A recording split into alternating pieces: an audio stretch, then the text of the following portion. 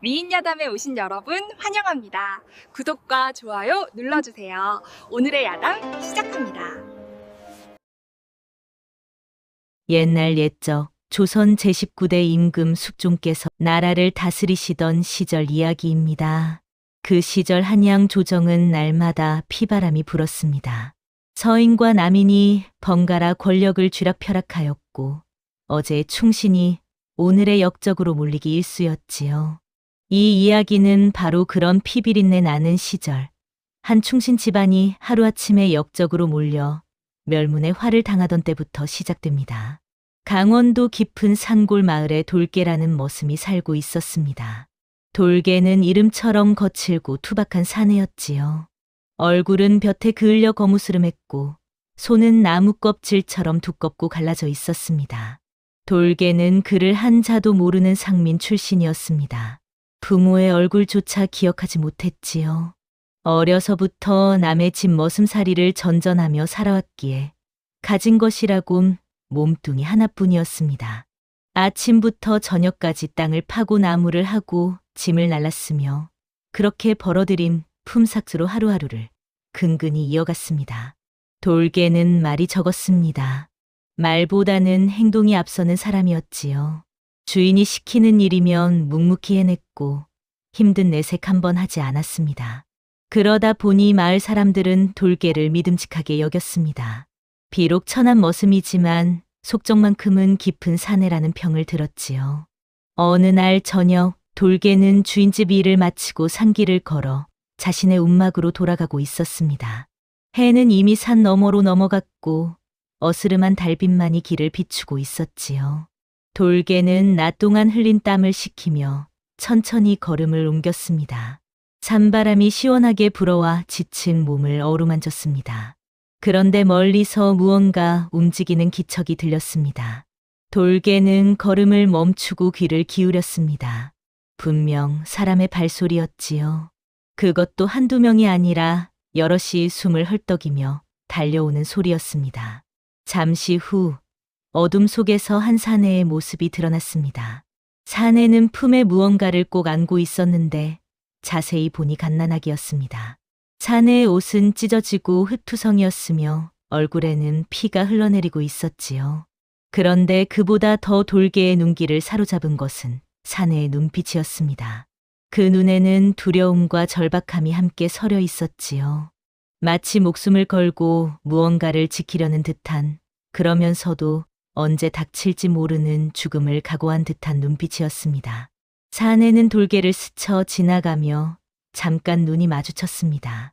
그 짧은 순간 돌개는 사내가 보통 사람이 아님을 직감했습니다. 비록 누더기 같은 옷을 걸쳤지만 그 품새와 말씨에서 양반의 기품이 배어나왔기 때문입니다. 돌개가 무슨 말을 하려는 순간 저 아래쪽에서 횃불빛이 보이기 시작했습니다. 관군들이었습니다. 저놈을 놓치지 마라 하는 고함 소리가 산속에 울려 퍼졌지요. 밤의 정적을 깨뜨리며 관군들이 산길을 따라 올라왔습니다. 횃불을 든 군사들이 10여 명은 좋게 되어 보였습니다. 그들의 발소리는 땅을 울렸고 칼자루를 쥔 손에서는 살기가 느껴졌지요. 아기를 안은 사내는 숨을 헐떡이며 산 깊은 곳으로 달아났습니다. 달빛마저 가려지는 깊은 숲속으로 몸을 숨긴 것입니다. 관군들도 그 뒤를 쫓아 숲으로 뛰어들었지요. 어둠 속에서 아이의 울음소리가 터져 나왔습니다. 사내는 급히 아이의 입을 막으려 했으나 그 순간 발을 헛디뎠습니다. 경사진 언덕에서 미끄러지며 품에 안았던 아이를 놓치고 말았지요. 아기는 덤불 사이로 굴러 떨어졌습니다. 사내는 아이를 찾으려 했지만 관군들이 이미 코앞까지 다가왔습니다. 저기다, 저놈을 잡아라 하는 외침이 귓가에 울렸지요. 사내는 피를 토하는 심정으로 아이가 떨어진 곳을 바라보았습니다. 어둠에 가려 아이의 모습은 보이지 않았습니다. 사내의 입술이 떨렸습니다. 연아, 아비가 미안하구나. 작은 중얼거림이 바람에 흩어졌지요. 관군들이 사내를 에워쌌습니다. 사내는 더 이상 도망칠 곳이 없었습니다. 칼을 뽑아 든 군사들 앞에서 사내는 마지막으로 아이가 사라진 어둠을 향해 깊이 절을 올렸습니다. 그리고는 관군들에게 끌려가기 시작했지요. 그 사내가 바로 정의품 대신이었던 이정국 대감이었습니다. 한때 임금의 총애를 받으며 나라의 큰일을 맡아보던 충신이었지요. 하지만 권력 다툼 속에서 영모의 누명을 쓰고 하루아침에 역적으로 몰린 것입니다. 이정국 대감은 삼족이 멸할 위기에서 겨우 갓난 아들만이라도 살리려 산으로 도망쳤던 것입니다. 하지만 결국 아이마저 잃고 말았지요. 그는 관군들에게 끌려가면서도 고개를 돌려 어둠 속을 바라보았습니다.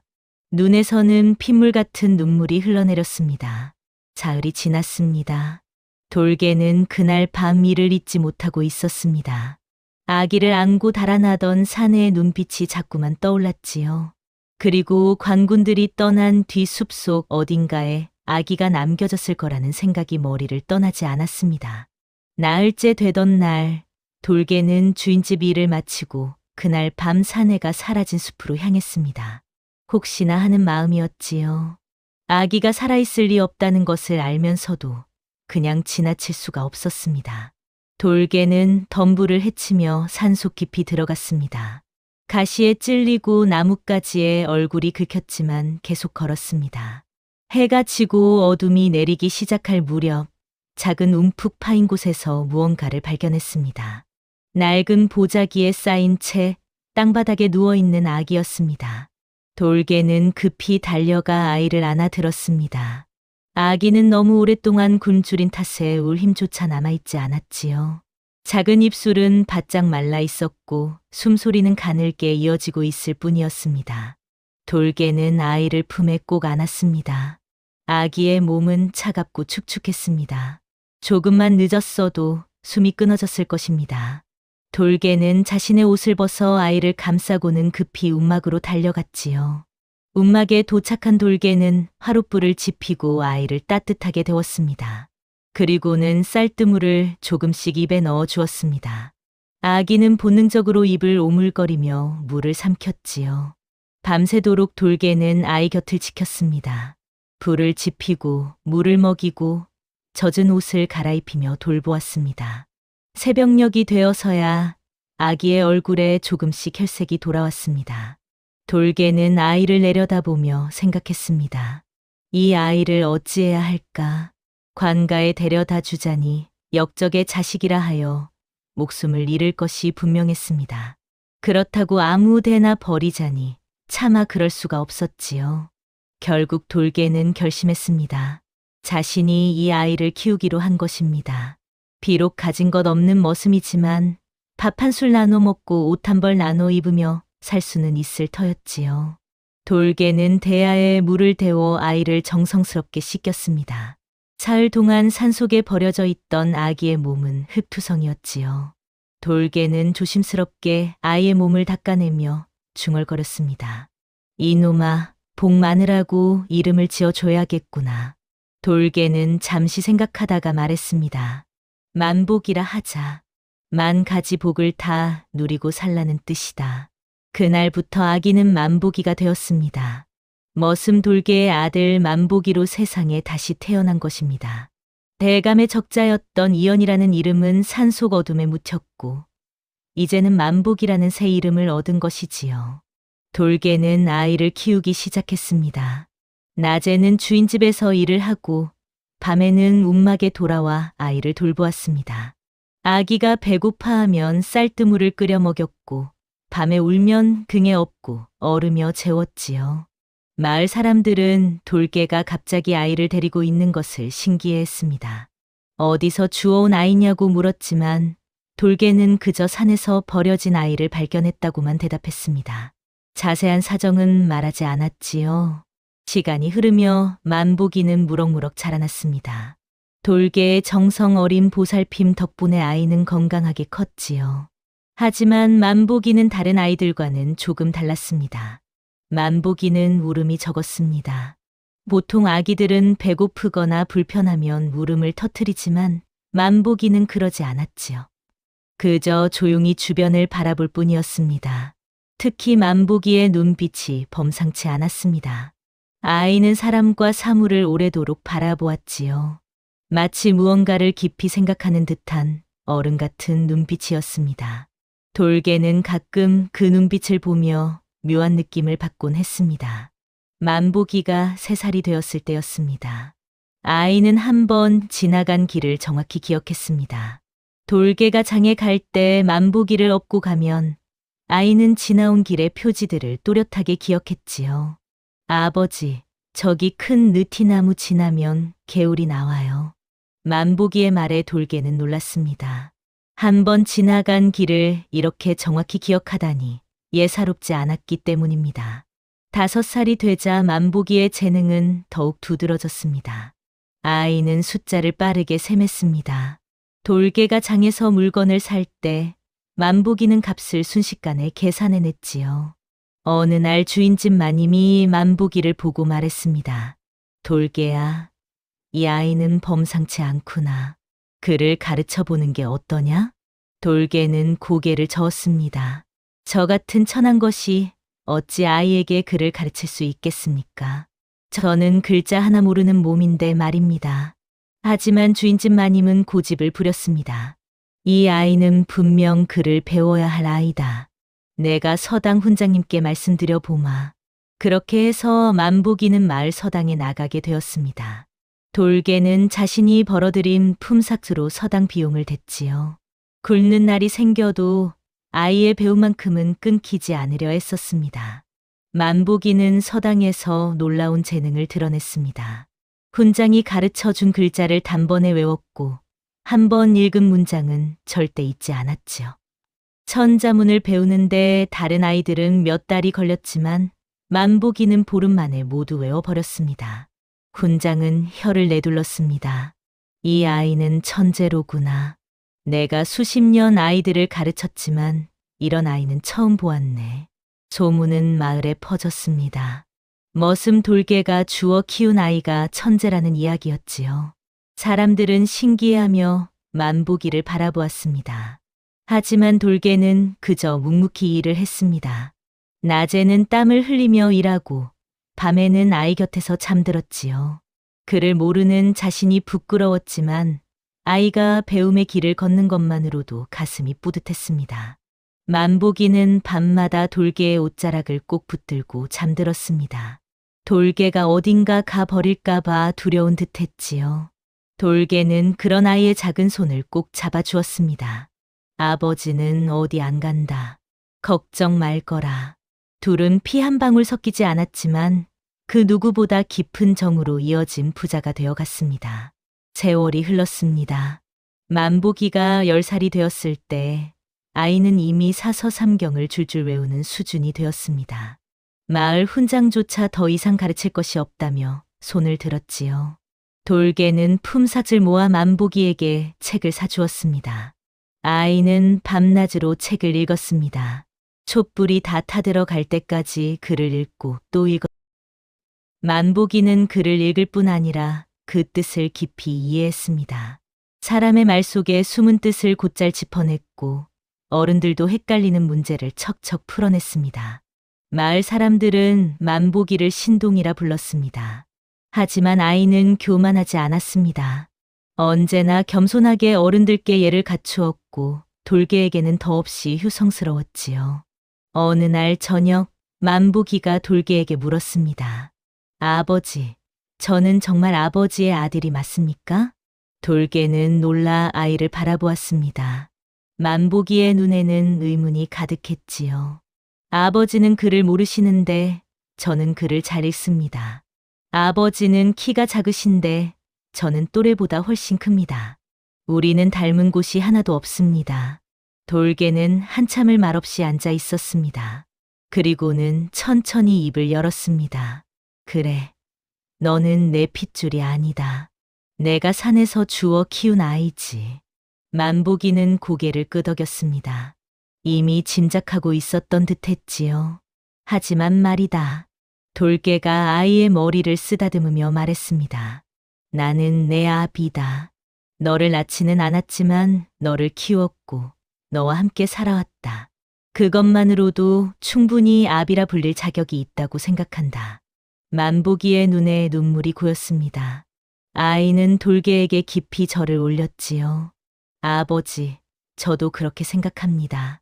저를 낳아준 사람이 누구든 아버지는 제 아버지입니다. 그날 밤 두 사람은 서로를 꼭 껴안고 잠들었습니다. 피보다 깊은 정으로 이어진 부자의 모습이었지요. 돌개는 굶주려도 만보기 목만큼은 꼭 남겨두었습니다. 겨울에 추워도 자신의 이불을 아이에게 덮어주었지요. 만보기는 그런 아버지의 마음을 알았습니다. 그래서 더욱 열심히 공부했고 아버지를 기쁘게 해드리려 애썼습니다. 만보기가 15이 되자 마을에서는 과거를 보라는 권유가 쏟아졌습니다. 이 정도 실력이면 충분히 급제할 수 있다는 것이었지요. 하지만 돌개는 고개를 저었습니다. 아직은 때가 아니다. 조금 더 배우고 익혀야 한다. 돌개는 만보기가 너무 일찍 세상에 나가는 것을 원치 않았습니다. 세상은 험하고 사람들은 잔인했지요. 특히 권력이 있는 곳은 더욱 그러했습니다. 아이가 조금 더 단단해질 때까지 기다리고 싶었습니다. 만보기는 아버지의 뜻을 따랐습니다. 마을에 남아 계속 공부를 이어갔지요. 책을 읽고 생각을 정리하고 세상의 이치를 깨우쳐갔습니다. 한편 한양에서는 다른 이야기가 펼쳐지고 있었습니다. 바로 이정국 대감의 이야기였지요. 이정국 대감은 영모 누명을 쓰고 귀양길에 올랐습니다. 삼족이 멸해야 마땅하다는 상소가 빗발쳤지만 임금께서는 그나마 온정을 베풀어 귀양만을 명하셨지요. 하지만 대감에게 귀양살이는 죽음보다 고통스러웠습니다. 역적이라는 누명도 억울했지만 무엇보다 아들을 잃은 슬픔이 그를 짓눌렀기 때문입니다. 대감은 귀양지에서도 매일 밤 꿈에 아들을 보았습니다. 갓난아기였던 아들이 자신을 향해 손을 뻗는 꿈이었지요. 하지만 손을 뻗으려 하면 아이는 어둠 속으로 사라지곤 했습니다. 연아, 아비가 미안하다. 너를 지키지 못한 이 못난 아비를 용서해다오. 대감은 밤마다 혼자 눈물을 흘렸습니다. 누명은 언젠가 벗을 수 있을지 모르지만 잃어버린 아들은 영영 돌아오지 않을 것이었죠. 대감은 귀양지에서 죽은 사람처럼 지냈습니다. 밥을 먹어도 맛을 느끼지 못했고 해가 떠도 기쁘지 않았습니다. 그저 하루하루를 버티며 살아갈 뿐이었지요. 세월이 흘러 만보기는 18이 되었습니다. 이제 어엿한 청년이 된 것입니다. 키는 훤칠하게 자랐고 얼굴은 수려했으며 눈빛에는 지혜가 깃들어 있었지요. 돌개는 만보기를 불러 앉혔습니다. 이제 너도 세상에 나갈 때가 된 것 같구나.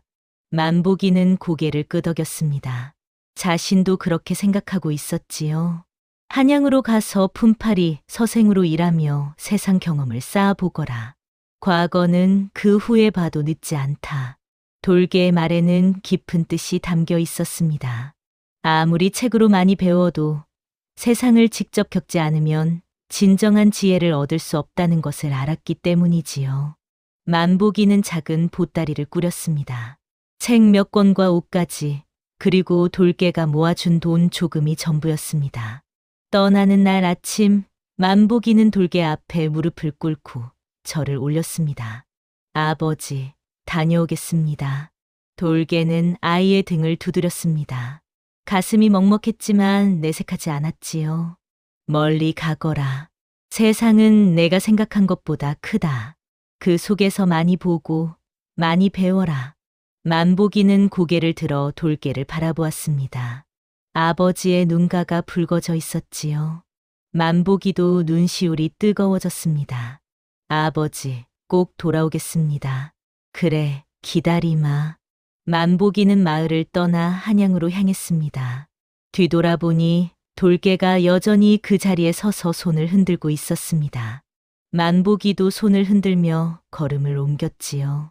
한양에 도착한 만보기는 품팔이 서생으로 일을 시작했습니다. 양반가에서 책을 읽어주거나 편지를 대신 써주거나 아이들에게 글을 가르치는 일이었지요. 만보기의 실력은 금세 소문이 났습니다. 글을 읽는 목소리가 또렷했고 글씨는 단정했으며 무엇보다 학식이 깊어 어떤 질문에도 막힘없이 대답했기 때문입니다. 어느 날 만보기는 큰 기와집에서 일거리를 얻었습니다. 저녁 잔치에서 손님들에게 시를 읽어달라는 부탁이었지요. 만보기는 깨끗한 옷으로 갈아입고 그 집으로 향했습니다. 저택은 한양에서도 손꼽히는 큰 집이었습니다. 기와는 빛났고 정원은 아름다웠으며 하인들은 수없이 드나들었지요. 만보기는 안내를 받아 대청마루로 올라갔습니다. 잔치는 화려했습니다. 산해진미가 차려졌고 기생들이 춤을 추었으며 양반들은 술잔을 기울이며 담소를 나누었지요. 만보기는 주인이 건네준 시집을 받아 또렷한 목소리로 읽기 시작했습니다. 시를 읽는 동안 만보기는 주변을 살폈습니다. 주인으로 보이는 사내는 50줄의 양반이었는데 얼굴에 권세의 기운이 가득했지요. 그 옆에는 여러 관리와 선비들이 둘러앉아 있었습니다.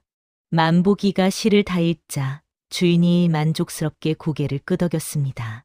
좋구나. 오늘은 여기까지만 하고 이따 밤중에 다시 한번 불러주게.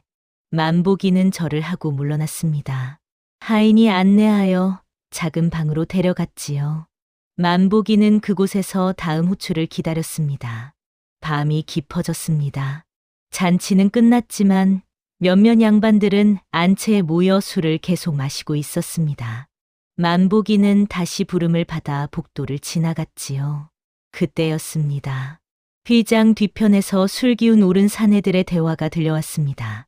만보기는 걸음을 멈추었습니다.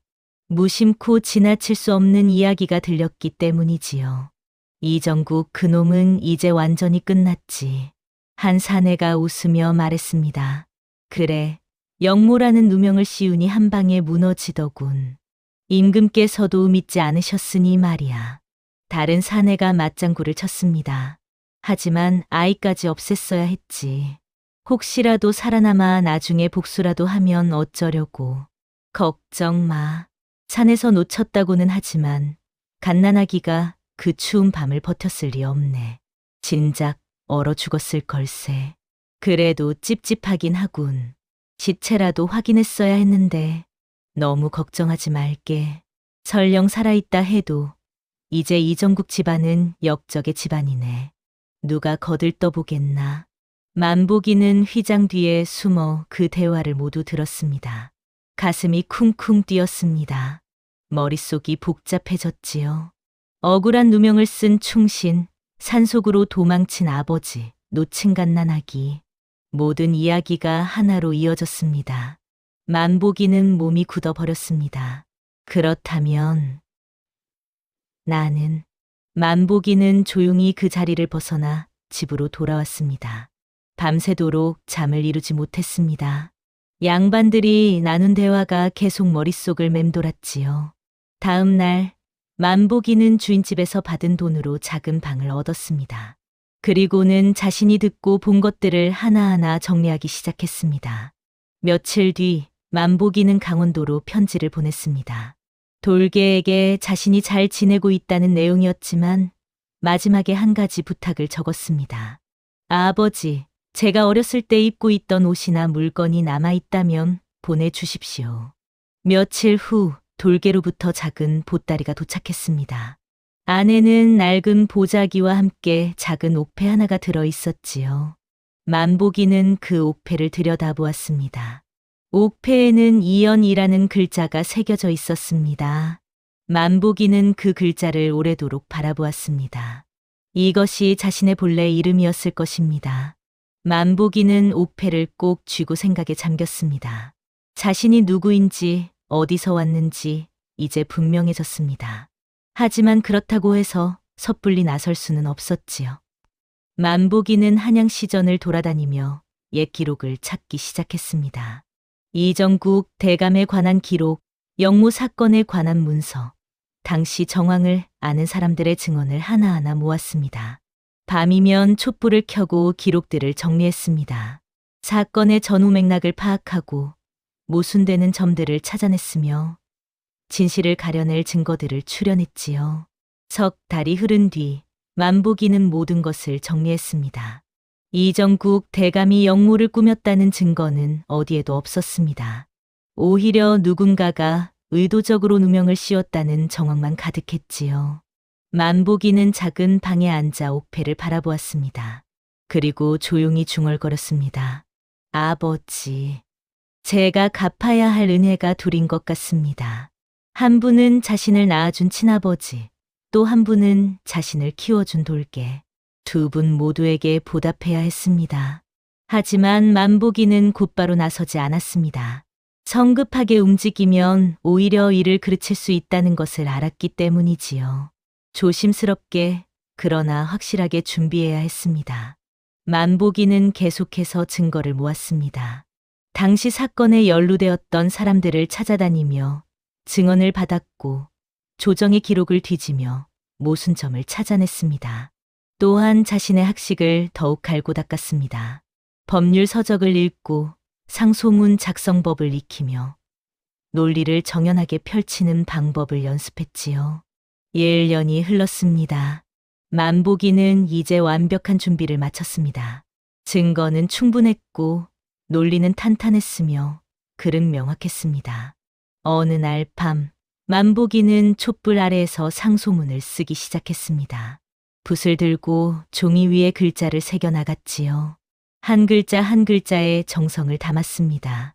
상소문은 이정국 대감의 억울함을 밝히는 내용이었습니다. 역모 사건의 허점을 지적하고 누명을 씌운 자들의 음모를 폭로하며 진실을 밝혀달라고 호소했지요. 만복이는 밤새도록 글을 썼습니다. 동이 틀 무렵 마침내 상소문이 완성되었습니다. 만복이는 상소문을 읽고 또 읽으며 빠진 부분이 없는지 확인했습니다. 며칠 후 만복이는 상소문을 들고 궁궐로 향했습니다. 신문고를 울리고 상소를 올린 것입니다. 이는 목숨을 건 일이었지요. 만약 상소가 받아들여지지 않으면 자신도 역적의 무리로 몰릴 수 있었습니다. 하지만 만복이는 두렵지 않았습니다. 진실은 반드시 밝혀져야 한다고 믿었기 때문입니다. 그리고 두 아버지에게 보답하는 길이기도 했지요. 상소문은 조정에 전달되었습니다. 대신들은 상소를 읽고 경악했습니다. 그 논리가 너무나 정연했고 증거가 확실했기 때문입니다. 이것은 심상치 않은 글이로구나. 한 대신이 중얼거렸습니다. 이정국 대감 사건을 다시 조사해야 하지 않겠소? 다른 대신이 말했습니다. 누가 이런 상소를 올렸는지 알아보아야 합니다. 조정은 술렁거렸습니다. 이미 끝난 줄 알았던 사건이 다시 수면 위로 떠오른 것이지요. 임금께서도 상소문을 읽으셨습니다. 임금은 오래도록 글을 읽으시더니 대신들에게 명하셨습니다. 이정국 대감 사건을 재조사하도록 하라. 그리고 이 상소를 올린 자를 찾아 대령하라. 명이 떨어지자 의금부에서는 급히 조사를 시작했습니다. 당시 사건 기록을 다시 뒤지고 증인들을 불러 신문했으며 새로운 증거들을 검토했습니다. 조사가 진행될수록 이정국 대감의 결백이 드러났습니다. 역모를 꾸몄다는 증거는 어디에도 없었고 오히려 누군가가 꾸며낸 거짓 증언만이 가득했지요. 한편 만복이를 찾는 작업도 진행되었습니다. 하지만 만복이는 이미 자신의 신분을 밝히기 위해 궁궐로 향하고 있었습니다. 만복이는 대궐 앞에 무릎을 꿇고 아뢰었습니다. 저희는 이정국 대감의 아들 이연이옵니다. 조정이 술렁거렸습니다. 죽은 줄만 알았던 이정국 대감의 아들이 살아있었던 것입니다. 소희는 역적의 아들이 아니라 충신의 아들임을 밝히고자 이 자리에 섰습니다. 만복이의 목소리는 떨리지 않았습니다. 당당했지요. 조사 결과가 나왔습니다. 이정국 대감은 무고했습니다. 권력 다툼 속에서 정적들이 꾸며낸 역모 사건이었던 것이지요. 임금께서는 크게 노하셨습니다. 충신을 역적으로 몰아 귀양 보낸 것도 모자라 갓난아기까지 죽이려 했단 말이냐. 임금은 즉시 이정국 대감의 귀양을 풀고 한양으로 불러들이라 명하셨습니다. 그리고 누명을 씌운 자들을 엄히 처벌하라 하셨지요. 며칠 후 이정국 대감이 한양에 도착했습니다. 귀양사리로 수척해진 얼굴이었지만 눈빛만큼은 살아있었습니다. 대감은 궁궐에 들어가 임금께 인사를 올렸습니다. 그리고는 아들이 살아있다는 소식을 들었지요. 연하, 내 아들 연하가 살아있단 말이냐. 대감의 눈에서 눈물이 흘러내렸습니다. 18년을 잃어버렸다고 생각했던 아들이 살아서 돌아온 것입니다. 만복이는 조정의 돌개를 함께 모시고 나왔습니다. 한쪽에는 친아버지 이정국 대감이, 다른 한쪽에는 키워준 아버지 돌개가 서 있었지요. 만복이는 두 분 앞에 나란히 무릎을 꿇었습니다. 그리고 깊이 절을 올렸습니다. 저를 낳아주신 아버님께 절을 올립니다. 이정국 대감을 향해 절을 올린 만복이는 이어서 돌개를 향해서도 똑같이 절을 올렸습니다. 저를 키워주신 아버님께도 절을 올립니다. 조정이 조용해졌습니다. 대신들은 숨을 죽이고 그 광경을 지켜보았지요. 만복이는 고개를 들어 두 분을 번갈아 보며 말했습니다. 저를 낳아주신 분은 제 뿌리이신 아버지이시고 저를 지켜주신 분은 제 삶이 되어주신 아버지이십니다. 두 분 모두 제게는 하늘 같은 아버지이십니다. 이정국 대감은 돌개에게 다가가 깊이 절을 올렸습니다. 이 은혜를 어찌 갚아야 할지 모르겠습니다. 내 아들을 살려주시고 키워주신 은혜, 평생을 다해도 갚지 못할 것입니다. 돌개는 어색하게 손사래를 쳤습니다. 아니옵니다, 대감마님. 소인은 그저 버려진 아이를 주어 키웠을 뿐입니다. 아닙니다. 그대는 내 아들의 목숨을 구한 은인이십니다. 두 사람은 서로를 부축하며 일어섰습니다. 그리고 만복이를 가운데 두고 나란히 섰지요. 임금께서도 이 광경을 보시고 감동하셨습니다. 참으로 아름다운 효심이로다. 그대의 효심과 재주를 높이 사 벼슬을 내리고자 하니 받들겠느냐? 만복이는 절을 올리며 대답했습니다. 황송하옵니다. 하오나 소인은 먼저 두 아버님을 모시고 싶사옵니다. 벼슬은 그 후에 받아도 늦지 않을 것 같사옵니다. 임금께서는 흐뭇하게 웃으셨습니다. 좋다. 그대의 뜻을 허락하노라. 만복이는 두 아버지와 함께 궁을 나섰습니다. 이정국 대감은 복권되어 다시 조정의 대신으로 돌아왔고 돌개는 대감댁에서 상객으로 모셔졌지요. 만복이는 두 아버지를 정성껏 모셨습니다. 아침에는 이정국 대감께 문안을 드렸고 저녁에는 돌개와 함께 이야기를 나누었습니다. 두 분 모두를 공경하고 섬겼지요. 세월이 흘러 만복이는 과거에 급제하여 벼슬길에 올랐습니다. 뛰어난 재주와 깊은 학식으로 나라의 큰일을 맡아보게 되었지요. 사람들은 만복이의 이야기를 전하며 이렇게 말했습니다. 그 아이를 만든 것은 대감의 혈통도 양반의 권세도 아니었다네. 머슴 아버지의 이름 없는 사랑이었다네. 만복이라는 이름에는 정말로 만 가지 복이 깃들어 있었습니다. 두 아버지의 사랑을 받았고 나라에 충성할 수 있었으며 백성들에게 존경받는 삶을 살았기 때문이지요. 옛말에 이런 말이 있습니다. 아버지는 낳는 사람이 아니라 끝까지 지켜준 사람이라고 말입니다. 또한 효는 혈통에서 나오는 것이 아니라 은혜를 아는 마음에서 나온다고 하지요. 만복이의 이야기는 바로 이 진리를 보여줍니다. 피보다 깊은 것은 정이고 혈통보다 중요한 것은 사랑입니다. 그리고 진정한 효는 자신을 낳아준 사람만이 아니라 자신을 키워준 모든 은혜에 보답하는 것임을 일깨워 주지요. 여러분도 주변을 돌아보시기 바랍니다. 혹시 은혜를 잊고 지낸 분은 없으신지 말입니다. 혈육이 아니어도 나를 아껴주고 돌봐준 분들께 감사하는 마음을 가지시기 바랍니다. 옛날 옛적 한양에서 3일 걸음 떨어진 어느 산골 마을에 길수라는 머슴이 살고 있었습니다. 길수는 말이 적은 사람이었습니다. 묻지 않으면 입을 열지 않았고 불평 대신 손을 움직이는 사람이었지요. 해 뜨기 전에 일어나 밭을 갈고 해 진 뒤에도 헛간을 정리하며 하루를 보냈습니다. 주인 어른이 시키는 일이라면 무엇이든 묵묵히 해냈고 한 번도 투덜거리는 법이 없었습니다. 마을 사람들은 길수를 보며 말했습니다. 길수는 착하긴 한데 인생에 복이 없어. 저리 성실해도 평생 남의 집 머슴이니 타고난 팔자가 천한계지. 40이 넘도록 장가도 못 가고 제 땅 한 평 없이 사는 걸 보면 전생에 무슨 죄를 지었나 몰라. 길수도 그 말을 알고 있었습니다. 아니, 누구보다 먼저 그렇게 믿으며 살았지요. 부모 얼굴도 모르고 자랐고 배운 것도 없고 가진 것도 없는 자신이 무슨 복을 바라겠습니까? 그저 하루하루 성실히 일하며 끼니를 이어가는 것만으로도 감사할 따름이었습니다.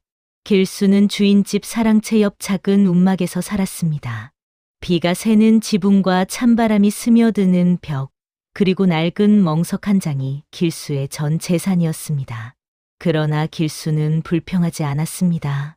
자기보다 못한 처지의 사람들도 세상에는 많다는 걸 알았으니까요. 겨울이 되면 길수는 더욱 바빠졌습니다.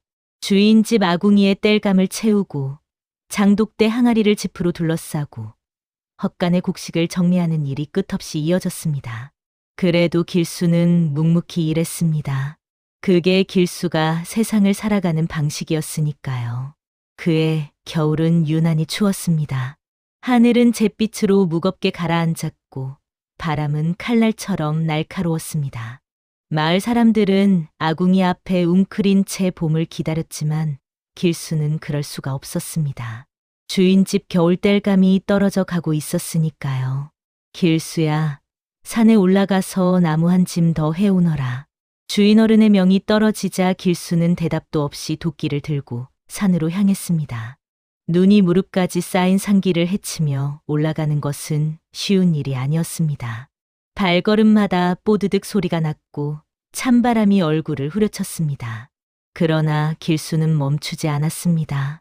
한참을 올라가 평소나무를 하던 자리에 도착했습니다. 앙상한 나뭇가지 사이로 매서운 바람이 휘몰아쳤고 길수는 입김을 호흡 불며 도끼를 휘둘렀습니다. 땀이 등을 타고 흘렀지만 쉬지 않았습니다. 해가 지기 전에 한 짐은 채워야 주인 어른께 꾸지람을 듣지 않을 테니까요. 쿵쿵쿵.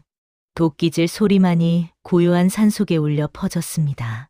그런데 그때였습니다. 응애, 응애. 희미한 울음소리가 바람결에 실려왔습니다. 길수는 도끼질을 멈추고 귀를 기울였습니다. 처음에는 바람 소리인가 싶었습니다.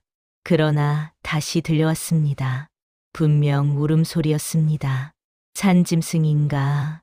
길수는 중얼거리며 다시 도끼를 들었습니다. 산에는 여우도 있고 너구리도 있으니 짐승 새끼 울음일 거라 생각했습니다. 그런데 이상했습니다. 울음소리가 자꾸만 귓전을 맴돌았습니다. 여우나 너구리의 울음과는 달랐습니다. 무언가 더 절박하고 더 간절한 소리였습니다. 분명 사람의 숨결이 섞인 소리였지요. 길수는 도끼를 내려놓았습니다. 가슴 한편이 불편했습니다. 그냥 지나칠 수가 없었습니다. 이 추운 겨울산에 사람이 있을 리가. 길수는 고개를 저으며 소리가 나는 쪽으로 발걸음을 옮겼습니다. 눈 덮인 길을 헤치고 덤불을 지나 바위 사이를 더듬어 갔습니다. 울음소리는 점점 가까워졌습니다. 그리고 큰 바위 그늘에 다다랐을 때 길수는 그만 발걸음을 멈추고 말았습니다. 그곳에는 길수가 평생 본 적 없는 광경이 펼쳐져 있었습니다. 바위 그늘 아래 해진 비단 조각에 쌓인 아기 하나가 울고 있었습니다. 길수는 눈을 의심했습니다. 이 추운 겨울 산속에 사람 아기가 있다니 믿을 수 없는 일이었습니다. 그러나 아기는 분명 살아 있었습니다.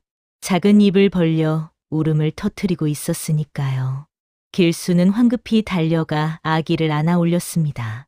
아기의 몸은 얼음처럼 차가웠습니다. 입술은 파랗게 질려 있었고 작은 손은 꽁꽁 얼어붙어 있었습니다. 조금만 더 늦었더라면 아기는 얼어 죽었을 것입니다. 이런, 아기가 추운 데서 이러고 있는 게야. 길수는 서둘러 자기 옷을 벗어 아기를 감쌌습니다. 그리고 품에 꼭 안아 체온을 나눠주었습니다. 아기는 길수의 품에 안기자 울음을 그쳤습니다. 마치 따뜻함을 느낀 듯 작은 손으로 길수의 옷자락을 움켜쥐었습니다. 길수는 아기를 감싸고 있던 비단을 살펴보았습니다. 비단은 낡고 해졌지만 한때는 귀에 쓸 물건이었습니다. 은은한 문양이 새겨져 있었고 재질도 보통 천이 아니었습니다. 양반가에서 났을 법한 비단이었지요. 이 아기 원래는 귀한 집 자식이었구나. 아가야, 너는 어디서 왔니? 길수는 중얼거렸습니다. 그러나 이제는 아무 소용없는 일이었습니다. 귀한 집에서 태어났든 천한 집에서 태어났든 버려진 것은 마찬가지였으니까요. 길수는 아기를 품에 안은 제 산을 내려왔습니다. 땔감은 생각나지도 않았습니다. 주인 어른께 꾸지람을 들을 것도 걱정되지 않았습니다. 지금은 이 아기를 살리는 것이 먼저였습니다. 움막으로 돌아온 길수는 아궁이에 불을 지폈습니다. 그리고 자기가 아끼던 마지막 쌀 한 줌을 꺼내 미음을 쑤었습니다. 아기는 배가 고팠는지 미음을 개걸스럽게 받아먹었습니다. 밤새 길수는 아기를 돌보았습니다. 불을 지펴 방을 따뜻하게 했고 자기 옷을 벗어 이불을 만들었습니다. 손발을 주무르며 체온을 되찾게 해주었습니다. 다음 날 아침 아기의 얼굴에 생기가 돌았습니다. 파랗던 입술에 붉은 빛이 돌았고 작은 눈을 또렷하게 떴습니다. 길수는 안도의 한숨을 내쉬었습니다. 그런데 문제가 생겼습니다. 이 아기를 어찌해야 하는가 하는 것이었습니다. 길수는 한참을 고민했습니다. 관아에 신고하면 아기는 관노비가 될 것입니다. 그것도 아니면 누군가가 데려가 종으로 부릴 것입니다. 아무리 생각해도 이 아기에게 좋은 일은 아니었습니다. 내가 키우면 안 되나? 길수는 중얼거렸습니다. 그러나 곧 고개를 저었습니다. 자기 같은 머슴이 아기를 키운다는 것은 말도 안 되는 일이었습니다. 자기 하나 먹여 살리기도 빠듯한데 아기까지 어떻게 키우겠습니까? 그러나 아기를 보고 있자니 마음이 약해졌습니다. 작은 손으로 길수의 손가락을 꼭 쥐고 있는 아기를 보니 그냥 보낼 수가 없었습니다. 그래, 내가 키워보자. 못 먹어도 굶지는 않게 해주마. 길수는 결심했습니다. 자기 인생에 복이 없었지만 이 아기만큼은 복을 누리며 자라게 해주고 싶었습니다. 그날 밤 길수는 아기를 품에 안고 이름을 생각했습니다. 이름이 있어야 사람 노릇을 하는 법이니까요. 금복 그래, 금복이라고 부르마.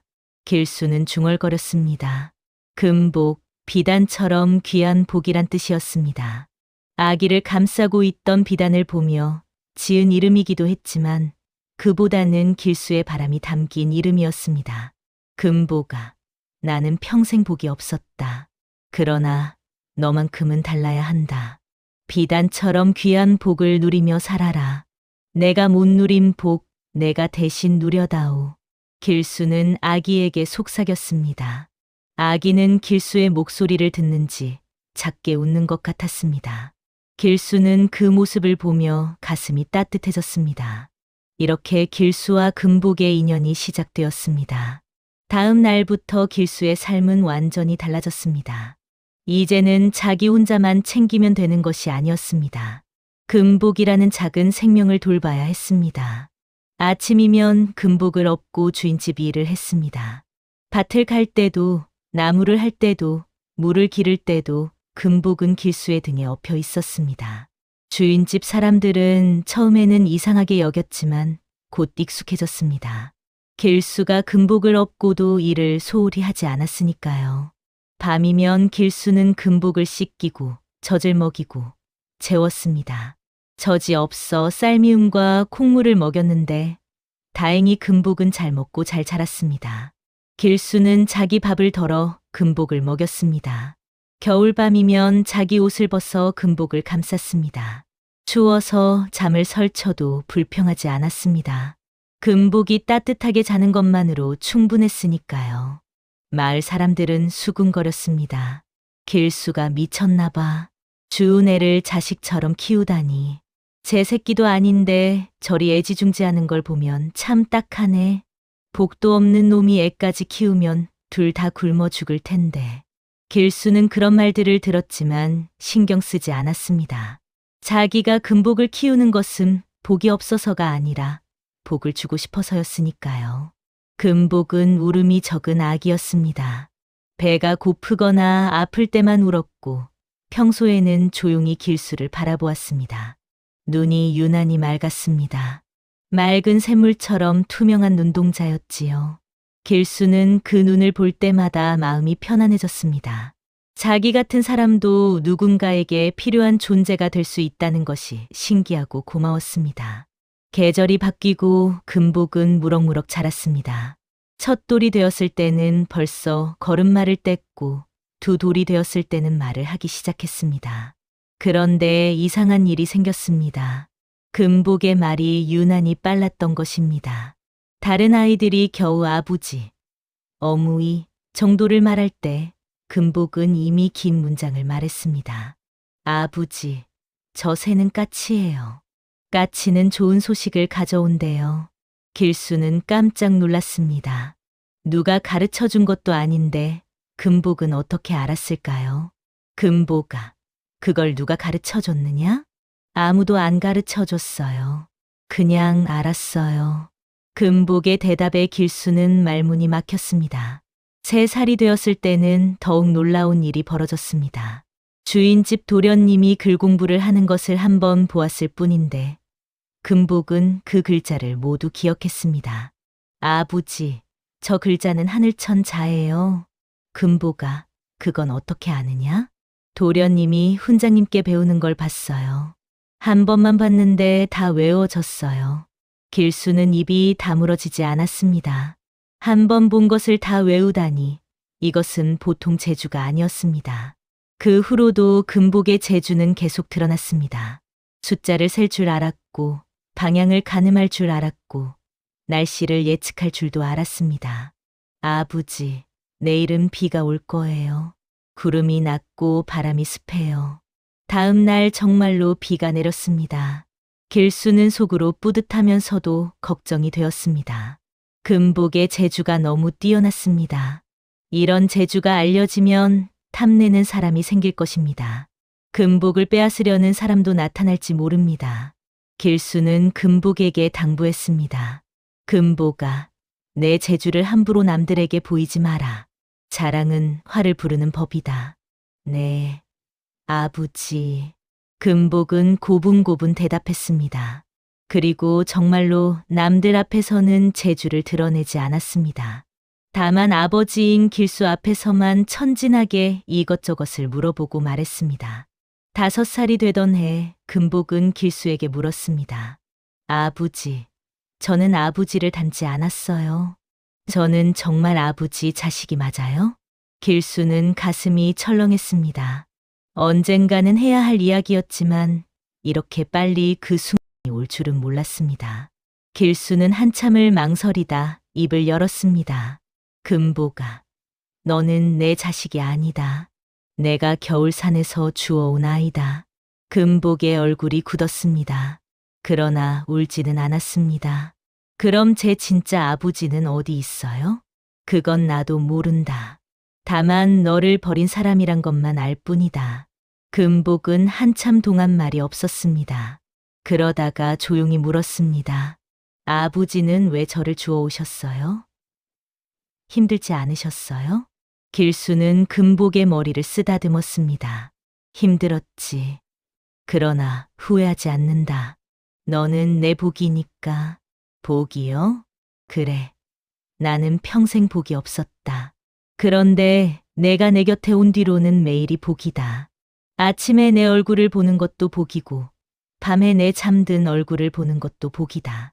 금복의 눈에 눈물이 고였습니다. 아부지, 울지 마라. 피는 한 방울도 섞이지 않았지만 너는 내 자식이다. 그 누구도 그걸 바꿀 수는 없다. 금복은 길수의 품에 안겼습니다. 길수도 금복을 꼭 안아주었습니다. 그날 밤 2사람은 서로를 더욱 굳게 껴안았습니다. 그 후로 금복은 더욱 길수를 따랐습니다. 피 한 방울 섞이지 않았지만 길수는 금복의 아버지였습니다. 세상 그 누구보다 소중한 사람이었습니다. 7살이 되던 해 금복은 길수에게 효도를 배우기 시작했습니다. 글이나 숫자보다 먼저 배운 것이 바로 아버지를 섬기는 법이었습니다. 아침이면 길수보다 먼저 일어나 새수물을 떠다 놓았습니다. 길수가 밭에서 돌아오면 신발을 벗겨드렸습니다. 밤이면 길수의 발을 씻겨드렸습니다. 금보가, 내가 할 일이 아니다. 내가 하마. 아니에요, 아버지. 아버지는 하루 종일 일하셨잖아요. 이 정도는 제가 해야죠. 금복의 작은 손이 길수의 거친 발을 정성껏 씻겼습니다. 길수는 가슴이 뭉클했습니다. 자기 같은 사람이 이런 대접을 받아도 되는지 모르겠다는 생각이 들었습니다. 금보가, 너는 착한 아이다. 아니에요, 아버지. 아버지가 저를 키워주셨잖아요. 이 정도로는 아버지 은혜를 갚을 수가 없어요. 금복은 진심으로 그렇게 생각했습니다. 자기를 버린 사람은 친부모였지만 자기를 살린 사람은 길수였습니다. 자기에게 이름을 지어준 사람도, 밥을 먹여준 사람도, 따뜻하게 해준 사람도 모두 길수였습니다. 금복에게 길수는 세상 전부였습니다. 어느 날 길수는 허리를 다쳤습니다. 무거운 짐을 나르다가 그만 삐끗한 것입니다. 며칠 동안 일어나지 못하고 누워 있어야 했습니다. 금복은 길수를 간호했습니다. 물을 끓여 약을 다리고 따뜻한 찜질을 해주었습니다. 주인집 일도 금복이 대신했습니다. 겨우 7살이었지만 금복은 물을 깃고 마당을 쓸고 아궁이에 불을 지폈습니다. 주인 어른이 나무랐습니다. 길수, 내가 이렇게 누워 있으면 어쩌자는 거냐? 금복이 대신 대답했습니다. 주인 어른, 아버지가 나으면 2배로 일하겠습니다. 그때까지만 기다려 주십시오. 내가 뭔데 감히 나서느냐? 저는 금복입니다. 길수의 딸입니다. 아버지를 대신해서라도 일을 하겠습니다. 주인 어른은 어이가 없었지만 금복의 당찬 모습에 혀를 찼습니다. 그래, 내가 한번 해보거라. 금복은 정말로 일을 했습니다. 작은 몸으로 물동이를 이고 빗자루를 들고 장작을 날랐습니다. 힘에 부쳤지만 포기하지 않았습니다. 사흘 뒤 길수는 기어이 일어났습니다. 금복이 고생하는 모습을 볼 수 없었기 때문입니다. 금복아, 이제 그만해라. 아버지가 할게. 아직 아프시잖아요. 괜찮다. 내가 고생하는 게 더 아프다. 길수는 금복을 꼭 안아주었습니다. 금복도 길수를 꼭 안았습니다.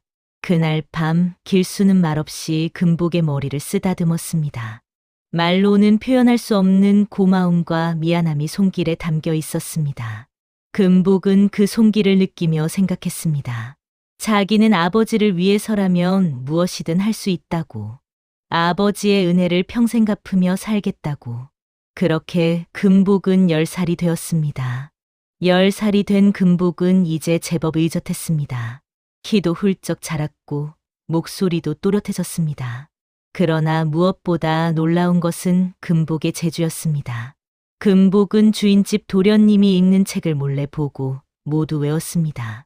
천자문은 물론이고 사서삼경까지 한번 보면 잊지 않았습니다. 산수도 뛰어나서 복잡한 계산을 순식간에 해냈습니다. 어느 날 주인집에 손님이 찾아왔습니다. 이웃마을 양반으로 학식이 깊기로 소문난 사람이었습니다. 그 양반이 주인 어른과 바둑을 두다가 어려운 수를 만났습니다. 이 수는 참으로 묘하오.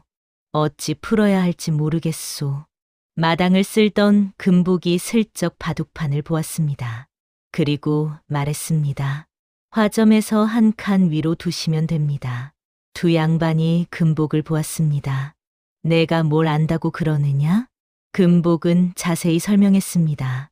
어느 자리에 어떻게 두어야 하는지, 그 이유는 무엇인지 또박또박 말했습니다. 손님 양반이 감탄했습니다. 이 아이 비범하구나. 이 나이에 이런 수를 볼 줄 알다니. 주인 어른도 놀랐습니다. 길수, 내 딸이 이리 똑똑한 줄은 몰랐구나. 길수는 머리를 긁적였습니다. 예, 워낙 똑똑해서 저도 어찌할 바를 모르겠습니다. 손님 양반이 말했습니다. 이 아이를 공부시켜야 하오. 이런 재주를 묻어두면 안 돼요. 그러나 길수는 고개를 저었습니다. 돈이 없어서가 아니었습니다.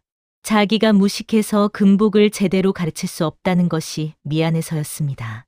제가 배우지 못해 딸도 가르칠 수가 없습니다. 손님 양반은 아쉬워했지만 더 이상 말하지 않았습니다. 그날 밤 길수는 금복에게 말했습니다. 금복아, 미안하다. 아버지가 배웠더라면 너를 훈장님께 보낼 수 있었을 텐데.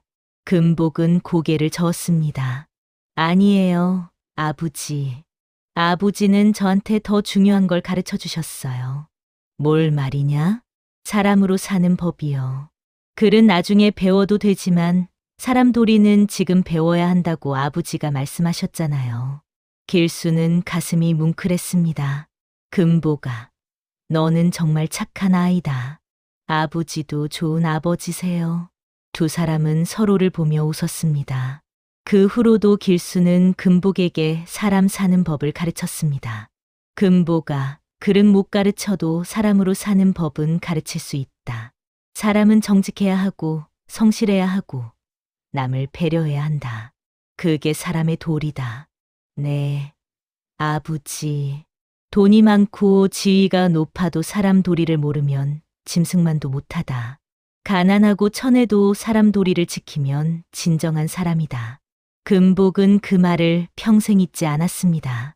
금복이 12살이 되던 해봄, 장터에 가는 날이 있었습니다. 주인 어른이 길수에게 명했습니다. 길수야, 장터에 가서 곡식을 팔고 소금을 사오너라. 예, 주인 어른. 길수는 금복을 데리고 장터로 향했습니다. 금복은 처음 가보는 장터가 신기했습니다. 사람들이 북적이고 온갖 물건이 쌓여 있고 장사꾼들이 목청껏 외치는 모습이 재미있었습니다. 길수는 주인집 곡식을 팔고 소금을 샀습니다. 그런데 소금을 사는 과정에서 문제가 생겼습니다. 소금 장수가 저울을 속인 것입니다. 무게를 속여 소금을 덜 주려고 한 것이지요. 길수는 글을 몰라 숫자를 잘 몰랐지만 그래도 뭔가 이상하다는 것은 느꼈습니다. 이보시오. 이게 맞는 무게요? 소금 장수가 버럭 소리를 질렀습니다. 이 상놈이 감히 내 저울을 의심하느냐? 내가 글이나 아느냐? 숫자나 셀 줄 아느냐? 주변 사람들이 웃었습니다. 저런 무식한 놈이 저울을 따지네. 머슴 주제의 주인 심부름도 제대로 못하나 봐. 길수는 얼굴이 붉어졌습니다. 창피했지만 어쩔 수 없었습니다. 정말로 글을 몰랐고 숫자를 잘 몰랐으니까요. 죄송합니다. 제가 잘못 봤나 봅니다. 길수는 고개를 숙이고 돌아서려 했습니다. 그때 금복이 나섰습니다. 잠깐만요. 소금 장수가 금복을 보았습니다. 뭐야, 이 꼬마는? 저는 저분의 딸입니다. 그리고 저울이 틀렸어요. 뭐라고? 금복은 차분하게 말했습니다. 아까 저울추를 보니 10근짜리인데 자루에 담긴 소금은 겨우 8근 정도밖에 안 돼 보여요. 다시 달아보세요. 소금 장수는 당황했습니다. 이 애가 무슨 소리를 하는 거야? 다시 달아보시면 알 거예요. 그리고 저울대도 한쪽이 깎여 있어서 무게가 정확하지 않아요. 그걸 고쳐서 다시 달아보세요. 주변 사람들이 웅성거렸습니다. 금복의 말이 맞는지 확인하고 싶어 하는 눈빛이었습니다. 소금 장수는 어쩔 수 없이 다시 달았습니다. 과연 금복의 말대로 소금은 8근밖에 되지 않았습니다. 이건... 소금 장수는 할 말을 잃었습니다. 금복은 조용히 말했습니다. 소금 2근을 더 주시든지 아니면 돈을 돌려주세요. 그리고 앞으로는 정직하게 장사하세요. 주변 사람들이 박수를 쳤습니다. 저 꼬마 대단한데? 겨우 12살쯤 되어 보이는데 저렇게 똑 부러지게 말하다니. 소금 장수는 어쩔 수 없이 소금 2근을 더 주었습니다. 그리고 고개를 숙였습니다. 미안하오. 앞으로는 그러지 않겠소. 금복은 고개를 끄덕이고 아버지에게로 갔습니다. 길수는 금복을 보며 눈물이 날 것 같았습니다. 자기가 당한 모욕을 딸이 씻어준 것이 고마웠습니다. 그러나 그보다 더 큰 것은 금복이 옳은 일을 했다는 자부심이었습니다. 금복아, 잘했다. 아버지를 무시하는 건 용서할 수 없어요. 금복은 단호하게 말했습니다. 장터를 떠나며 길수는 금복의 손을 꼭 잡았습니다. 금복도 아버지의 손을 꼭 잡았습니다. 그날 저녁 움막으로 돌아온 두 사람은 저녁밥을 먹으며 이야기를 나누었습니다. 금복아, 오늘 고마웠다. 아버지는 그를 몰라서 늘 무시를 당하는데 내가 나서주니 든든하구나.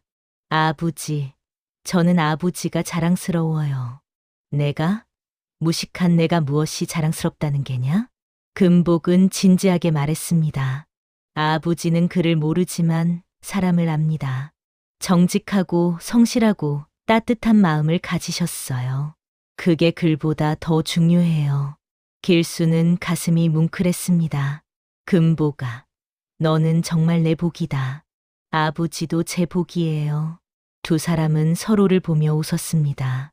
그 후로 금복은 더욱 공부에 매진했습니다. 주인집 도련님이 버린 책을 주워 읽고 훈장님의 강의를 몰래 엿들으며 배웠습니다. 모르는 것이 있으면 사람들에게 물어보았고 한번 배운 것은 절대 잊지 않았습니다. 그러면서도 금복은 아버지를 섬기는 일을 게을리하지 않았습니다. 아침이면 새수물을 떠다 드리고 저녁이면 발을 씻겨드렸습니다. 아버지가 힘들어하시면 긍을 주물러 드렸고 배고파하시면 자기 밥을 덜어드렸습니다. 길수는 그런 금복이 기특하면서도 미안했습니다. 금복아, 너는 내 공부를 해야지. 왜 아버지 시중만 드느냐? 아버지를 모시는 것도 제 공부예요. 효도는 모든 덕의 근본이라고 하잖아요. 길수는 할 말을 잃었습니다. 세월은 빠르게 흘러 금복은 16이 되었습니다. 16의 금복은 이제 완전히 다 자란 청년이었습니다. 키도 길수를 넘어섰고 목소리도 굵어졌습니다. 그러나 무엇보다 놀라운 것은 금복의 학식이었습니다. 금복은 이제 마을에서 알아주는 수재가 되었습니다. 어려운 문제가 있으면 사람들이 금복을 찾았고 금복은 언제나 명쾌하게 답을 내놓았습니다. 어느 날 관아에서 사람이 왔습니다. 마을의 토지 문제로 소송이 생긴 것인데 문서가 복잡해서 해석할 사람이 필요했습니다. 마을 사람들은 금복을 추천했습니다. 금복이라는 청년이 있는데 그 아이가 문서를 잘 읽습니다. 관아 서기가 금복을 불렀습니다. 내가 금복이냐? 이 문서를 읽어보거라. 금복은 문서를 받아들고 읽기 시작했습니다. 복잡하게 얽힌 한자와 어려운 법률 용어로 가득한 문서였지만 금복은 술술 읽어내려갔습니다. 그리고 문서의 핵심을 짚어냈습니다. 이 문서에 따르면 논의 경계는 이쪽이 맞습니다. 그리고 이 부분의 날짜가 조작된 것 같습니다.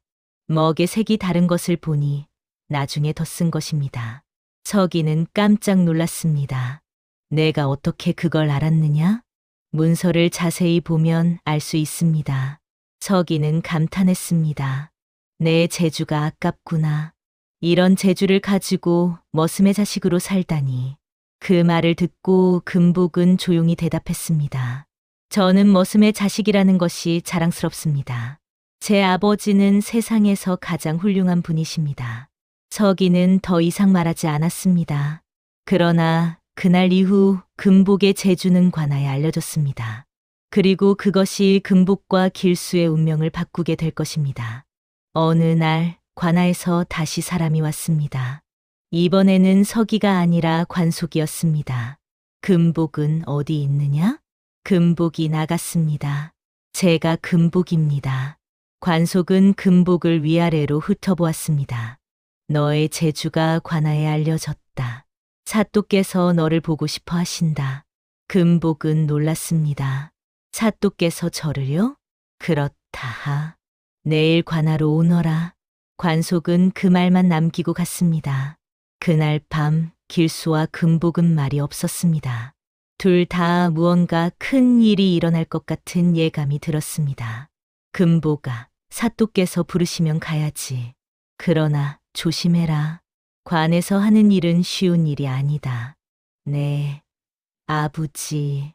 걱정하지 마세요. 다음 날 금복은 관하로 갔습니다. 사또는 금복을 보자마자 말했습니다. 내가 금복이냐? 내 재주가 대단하다고 들었다. 과찬이십니다, 사또께서. 겸손할 것 없다. 내가 직접 시험해 보마. 사또는 어려운 문서를 내밀었습니다. 금복은 차분히 읽고 해석했습니다. 사또는 점점 놀라는 표정을 지었습니다. 정말 대단하구나. 이 나이에 이런 학식이라니. 그리고 사또는 묻기 시작했습니다. 너의 아버지는 누구냐?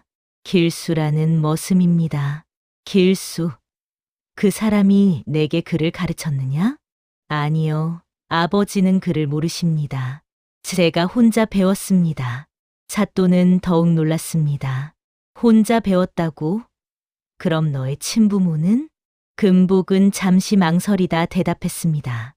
모릅니다. 제가 어렸을 때 산에 버려졌다고 들었습니다. 사또의 눈빛이 변했습니다. 산에 버려졌다고? 그럼 혹시 너를 감싼 천은 어떤 것이었느냐? 비단이었다고 합니다. 문양이 새겨진 비단이었다고요. 사또는 자리에서 벌떡 일어났습니다. 그 비단을 지금도 가지고 있느냐? 네, 아버지께서 보관하고 계십니다. 사또는 당장 사람을 보내 그 비단을 가져오게 했습니다. 한 시즌 후 비단이 도착했습니다. 사또는 비단을 펼쳐보고는 얼굴이 하얗게 질렸습니다. 이것은 영의정 댁의 가문 문장이다. 금복도 놀랐습니다. 영의정 댁이라고요? 사또는 금복을 보며 말했습니다. 너는 아마도 영의정 댁의 혈육일 것이다. 16년 전 영의정 댁의 영모 혐의가 씌워졌다. 그때 집안이 풍비박산 났는데 아마 그때 너를 살리기 위해 누군가 산에 숨긴 것 같구나. 금복은 머리가 어지러웠습니다. 그럼 제 친부모는 아마 모두 죽었을 것이다. 영모죄는 삼족을 멸하는 대죄니까. 금복은 말을 잃었습니다. 사또는 계속 말했습니다. 그런데 10년 전에 그 영모 혐의가 누명이었다는 것이 밝혀졌다. 영의정은 억울하게 죽었고 조정에서는 그 후손을 찾고 있었다. 후손을요? 그렇다. 명예를 회복하고 재산을 돌려주고 벼슬도 내려주려고 했지. 그런데 후손을 찾지 못했다. 그런데 내가 바로 그 후손이구나. 금복은 가슴이 철렁했습니다. 그럼 저는 너는 양반의 자손이다. 아니, 영의정의 자손이다. 조정에서는 너를 반길 것이다. 그 말을 듣고 금복은 오히려 불안했습니다. 사또께서 저는 그냥 지금처럼 살고 싶습니다. 무슨 소리냐? 내 신분이 밝혀진 이상 너는 양반으로 살아야 한다. 조정에 보고해야 하고 너는 한양으로 가야 한다. 그럼 제 아버지는요? 길수 말이냐? 그는 머슴일 뿐이다. 너와는 아무 관계가 없다. 금복은 화가 났습니다. 아니요. 아버지는 저를 키워주신 분입니다. 저와 아무 관계가 없다는 말은 할 수 없습니다. 사또는 난처한 표정을 지었습니다. 그래도 법이 그렇다. 너는 양반이고 그는 머슴이다. 신분이 다르면 부자 관계도 인정되지 않는다. 금복은 눈물이 날 것 같았습니다. 저는 가지 않겠습니다. 아버지를 두고 갈 수 없습니다. 이 고집센 녀석아. 이것은 내가 선택할 문제가 아니다. 조정의 명이 내려오면 너는 무조건 가야 한다. 금복은 아무 말도 하지 못했습니다. 그날 저녁 금복은 집으로 돌아왔습니다. 길수는 금복의 표정을 보고 무언가 잘못되었다는 것을 알았습니다. 금복아, 무슨 일이냐? 금복은 울음을 터뜨렸습니다. 아버지, 제가 양반의 자손이래요. 영의정 댁의 후손이래요. 길수는 놀랐습니다. 뭐라고? 금복은 사또에게 들은 이야기를 모두 말했습니다. 자기의 출생, 영모 누명, 그리고 조정에서 자기를 찾고 있다는 것까지. 길수는 한참 동안 말이 없었습니다. 그럼 넌 떠나야 하는구나. 아니요. 저는 안 갑니다. 아버지를 두고 갈 수 없어요. 금복은 울며 길수를 붙잡았습니다. 길수도 눈물이 났습니다. 그러나 참았습니다. 금복아, 울지 마라. 아버지, 저 한양 안 가고 싶어요. 여기서 아버지랑 같이 살고 싶어요. 길수는 금복의 머리를 쓰다듬었습니다. 안 된다, 금복아. 너는 가야 한다. 왜요? 왜 가야 해요? 그게 내 복이니까. 금복은 고개를 저었습니다. 아니에요. 제 복은 아버지예요. 아버지가 제 복이라고요. 길수는 금복을 꼭 안아주었습니다. 금복아, 아버지 말 잘 들어라. 너는 여기 있으면 안 된다. 내 재주는 이 작은 마을에 묻어두기엔 너무 크다. 너는 큰 세상으로 나가야 한다. 싫어요. 저는 아버지랑 있을 거예요. 그날 밤 두 사람은 밤새 울었습니다. 며칠 후 관아에서 정식 문서가 왔습니다. 조정에서 금복을 한양으로 데려가라는 명이었습니다. 금복은 끝까지 거부했습니다. 저는 안 갑니다. 아버지를 두고 갈 수 없습니다. 관속이 말했습니다. 이것은 명이다. 거역하면 죄가 된다. 죄를 지으면 지을 겁니다. 저는 여기 남을 겁니다. 관속은 난처했습니다. 억지로 끌고 갈 수도 없고 그렇다고 명을 어길 수도 없었습니다. 그때 길수가 나섰습니다. 금복아, 이제 그만해라. 아버지, 너는 가야 한다. 그게 내 길이다. 금복은 눈물을 흘리며 고개를 저었습니다. 아니에요, 아버지. 제 길은 아버지 곁이에요. 길수는 처음으로 금복에게 냉정하게 말했습니다. 아니다. 내 길은 한양이다. 너는 양반이고 나는 머슴이다. 우리는 신분이 다르다. 무슨 말씀을 하시는 거예요? 신분이 무슨 상관이에요? 상관 있다. 너는 이제 나를 아버지라고 부르면 안 된다. 금복은 충격을 받았습니다.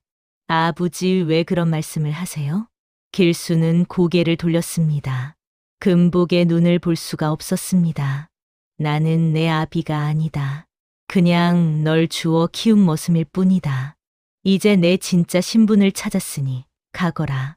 금복은 무릎을 꿇었습니다. 아버지, 제발 그런 말씀 하지 마세요. 저한테 아버지 말고는 아무도 없어요. 길수는 외면했습니다.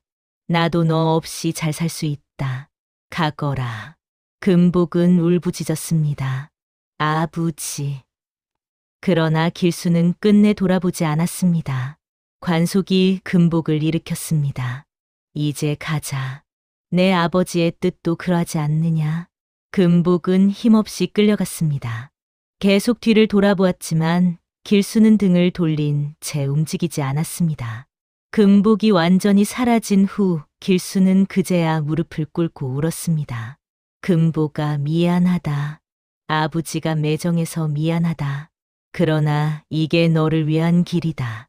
내 곁에 있으면 내 복이 막힌다. 너는 내 복을 살아야 한다. 길수는 밤새 울었습니다. 다음 날부터 길수는 예전처럼 살았습니다. 해 뜨기 전에 일어나 밭을 갈고 해 진 뒤에 헛간을 정리했습니다.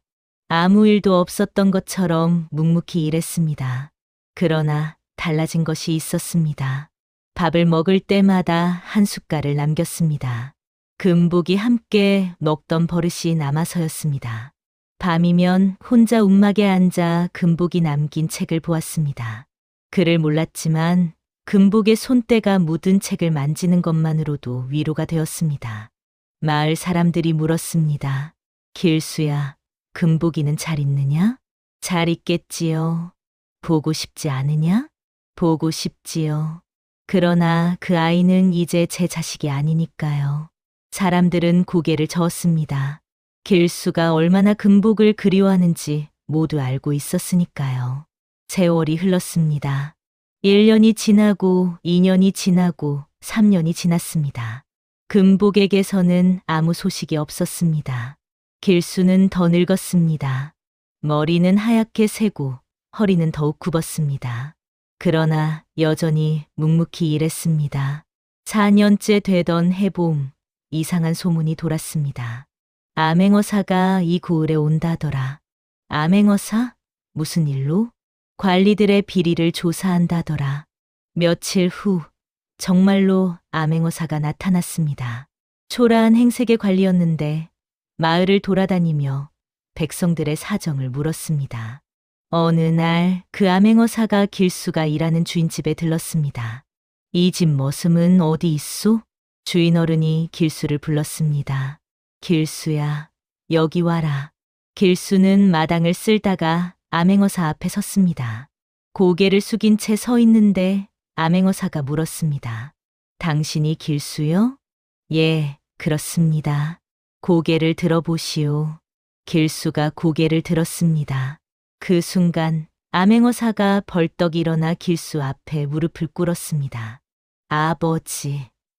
길수는 눈을 의심했습니다. 금복이 금복이냐?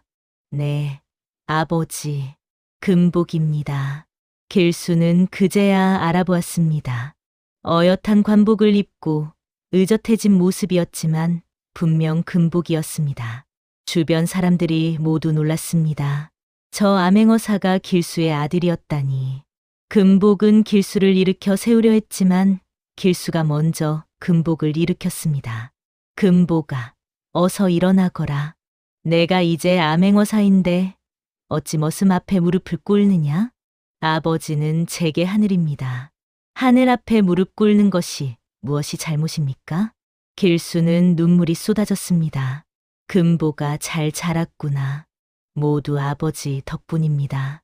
금복은 길수를 꼭 안았습니다. 길수도 금복을 꼭 안았습니다. 그날 밤 금복은 길수에게 모든 것을 이야기했습니다.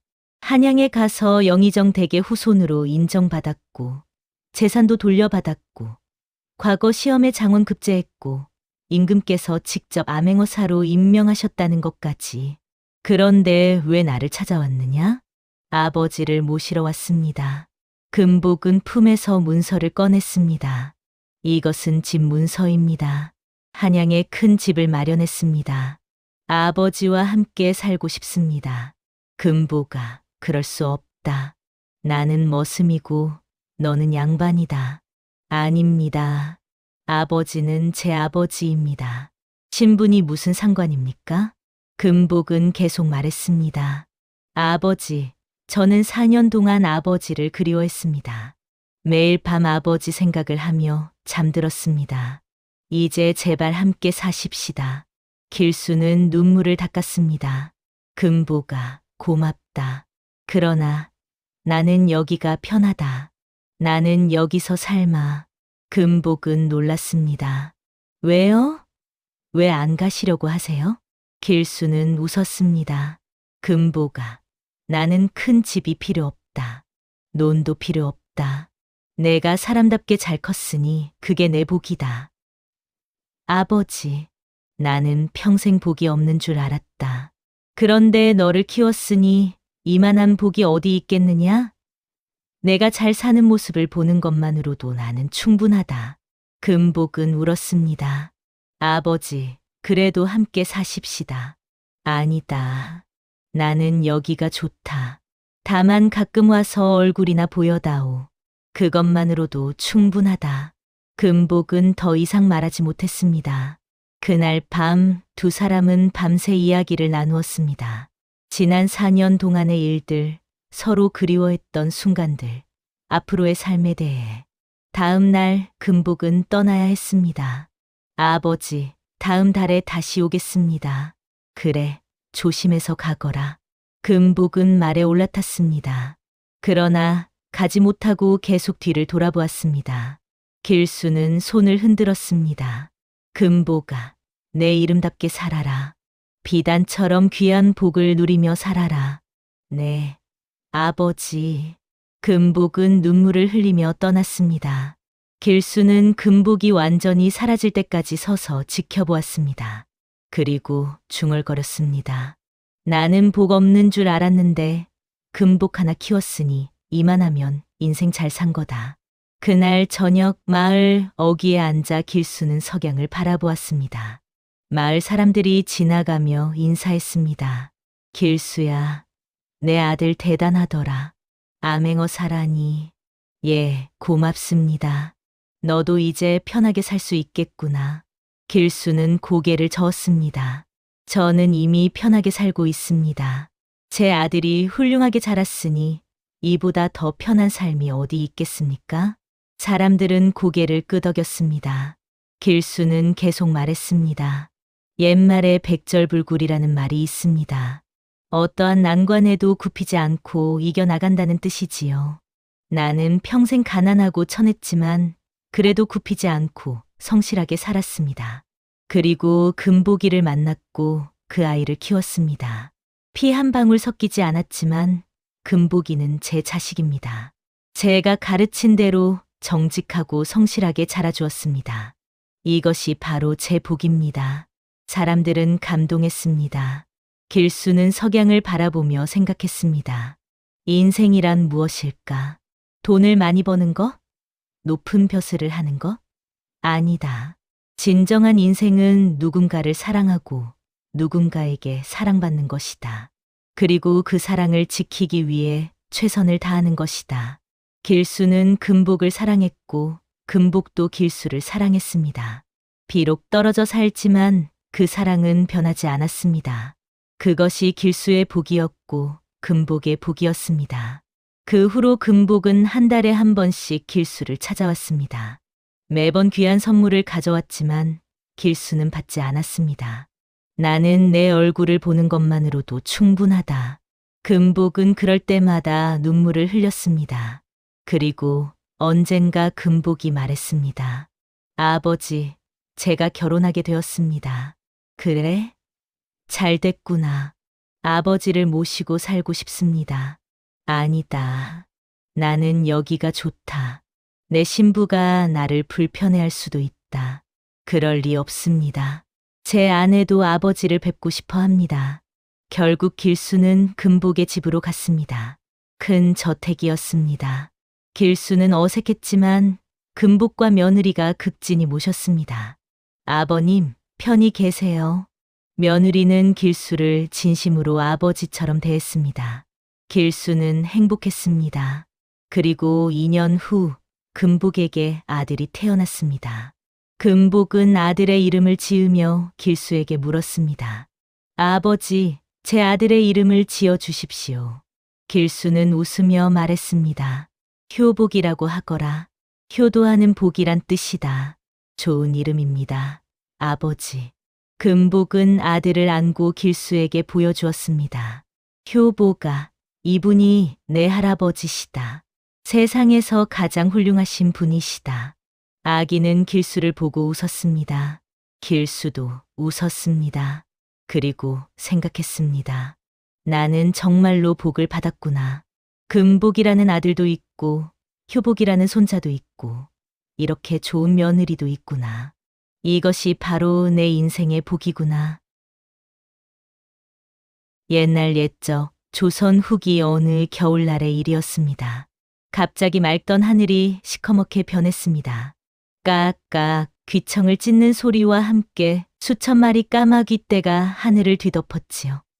검은 날개들이 하늘 가득 펼쳐지면서 햇빛이 완전히 가려졌습니다. 한낮인데도 사방이 어둑어둑해졌고 마치 밤이 찾아온 것처럼 음산한 기운이 감돌았습니다. 동시에 산속 깊은 곳에서 짐승들의 울음소리가 터져 나왔습니다. 으르렁거리는 소리, 울부짖는 소리, 날카롭게 울어대는 소리가 뒤섞였지요. 호랑이 울음인지 늑대 울음인지 분간할 수 없는 섬뜩한 소리들이었습니다. 그 소리들이 산 전체에 울려 퍼지면서 마치 산이 통곡하는 듯했습니다. 산길을 걷던 강성심은 등골이 오싹해졌습니다. 오랜 세월 이 산에서 살았지만 이런 광경은 처음이었지요. 40평생을 살아오면서 수많은 일을 겪었지만 이렇게 하늘과 땅이 함께 울부짖는 광경은 본 적이 없었습니다. 뭔가 크게 잘못되었다는 본능적인 두려움이 밀려왔습니다. 강성심은 무거운 나무 짐을 등에 진 채 서둘러 발걸음을 재촉했습니다. 빨리 이 산을 벗어나야겠다는 생각뿐이었지요. 거친 숨을 몰아쉬며 가파른 산길을 내려갔습니다. 하지만 이상하게도 갈수록 길이 더 험해지는 것 같았습니다. 바로 그때였습니다. 눈앞에 토끼 한 마리가 나타났습니다. 하얀 털을 가진 산토끼였지요. 토끼는 강성심 앞을 가로막더니 몇 걸음 뛰어가서 멈췄습니다. 그리고 고개를 돌려 강성심을 똑바로 쳐다보았지요. 마치 따라오라는 듯한 행동이었습니다. 강성심은 이상하다고 생각했습니다. 토끼가 사람을 보면 도망가는 것이 당연한데 오히려 사람을 이끄는 듯한 행동을 하다니요.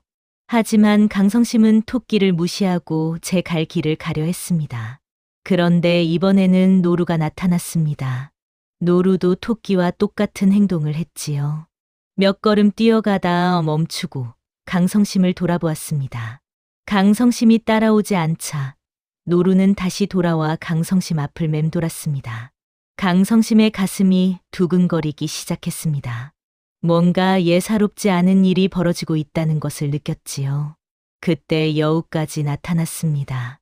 붉은 털을 가진 여우가 토끼와 노루 옆에 섰고 역시 강성심을 바라보았습니다. 3마리 짐승이 강성심을 에워싸듯 서 있었습니다. 그들의 눈빛에는 간절함이 담겨 있었지요. 마치 강성심에게 무언가 중요한 것을 보여주려는 듯했습니다. 강성심은 잠시 망설였습니다. 이성적으로 생각하면 말도 안 되는 상황이었습니다. 짐승들이 사람을 이끈다는 것은 옛날 이야기에나 나올 법한 일이었지요. 하지만 지금 자신의 눈앞에서 그 일이 벌어지고 있었습니다. 강성심은 깊은 한숨을 내쉬었습니다. 그리고 중얼거렸지요. 좋다.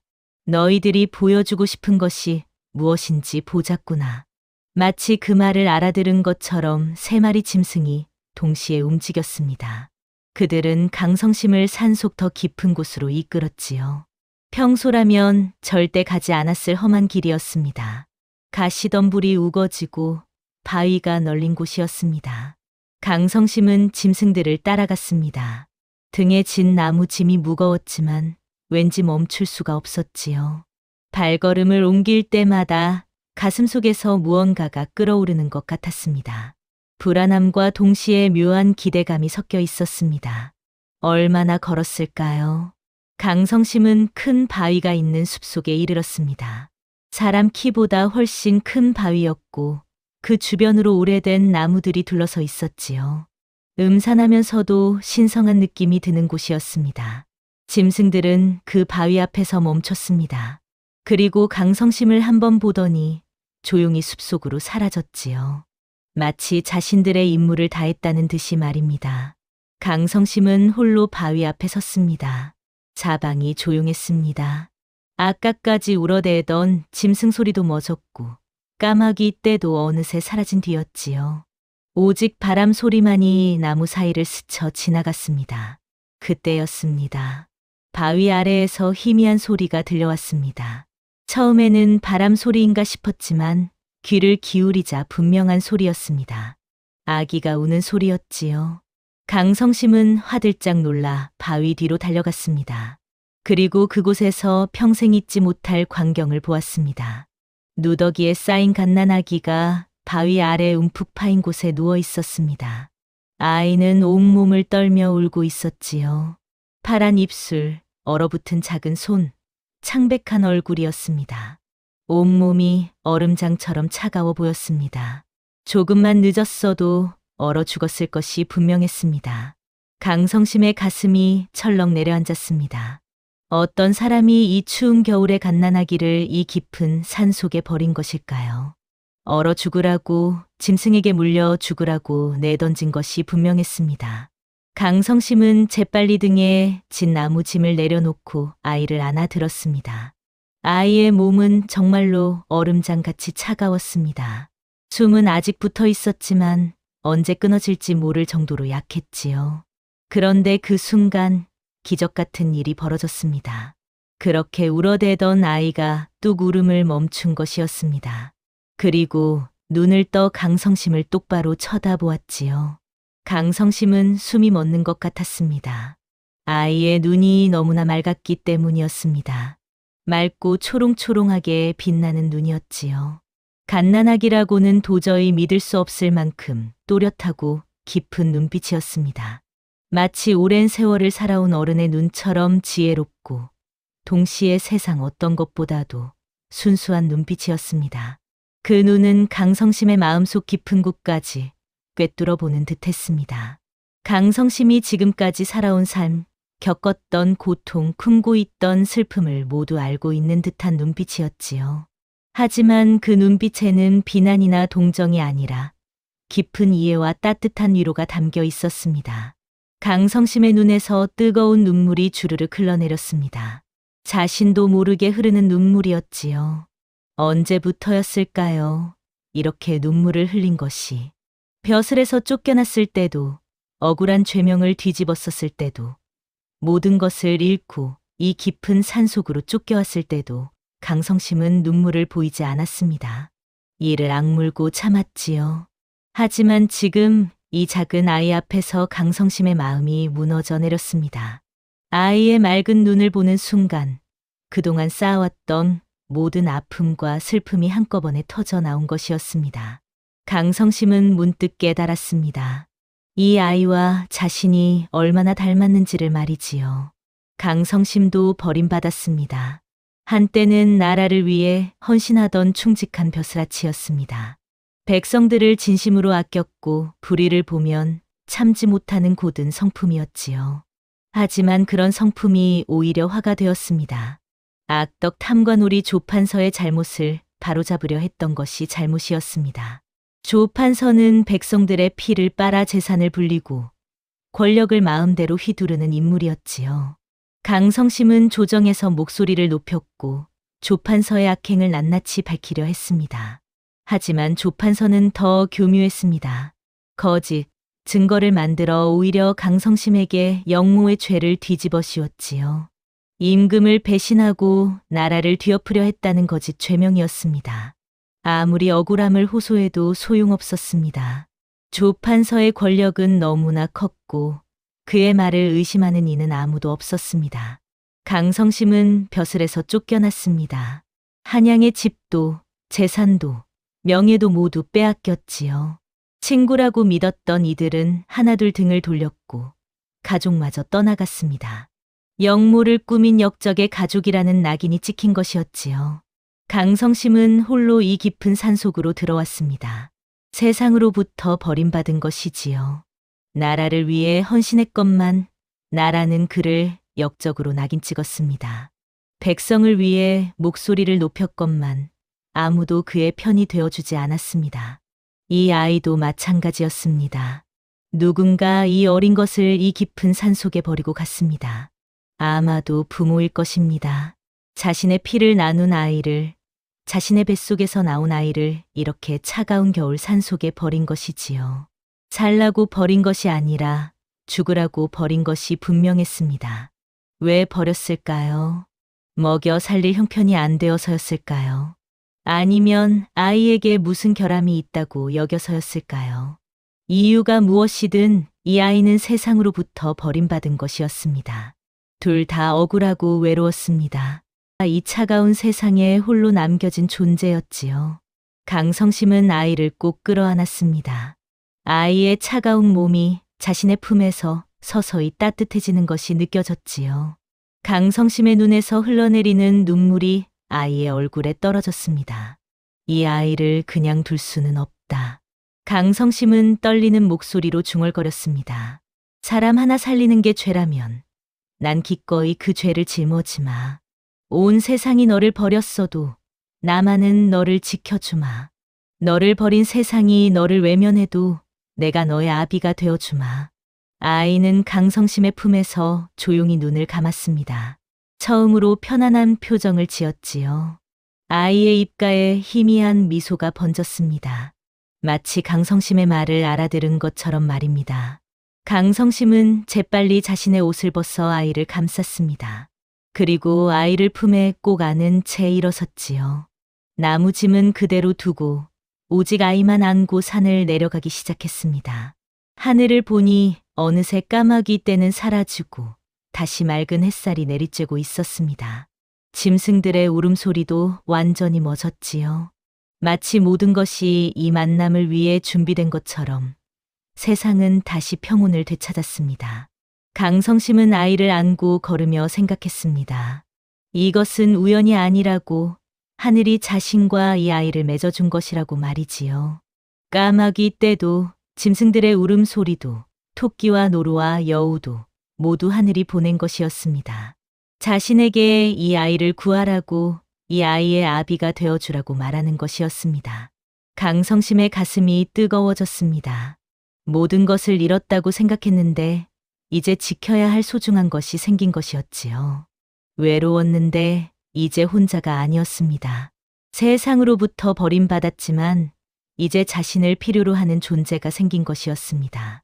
그날 피는 한 방울도 섞이지 않았지만 하늘이 맺어준 부자가 태어났습니다. 강성심은 아이를 자신의 허름한 오두막으로 데려왔습니다. 오두막은 바람만 불어도 삐걱거리는 초라한 곳이었지만 강성심에게는 전부였습니다. 그는 서둘러 불을 지피고 아이를 따뜻하게 감쌌지요. 새벽이 되자 아이가 눈을 떴습니다. 그 맑은 눈빛을 보자 강성심은 가슴이 뭉클해졌습니다. 이제 너도 내 아들이다. 이름을 지어줘야겠구나. 강성심은 아이를 안아들며 말했습니다.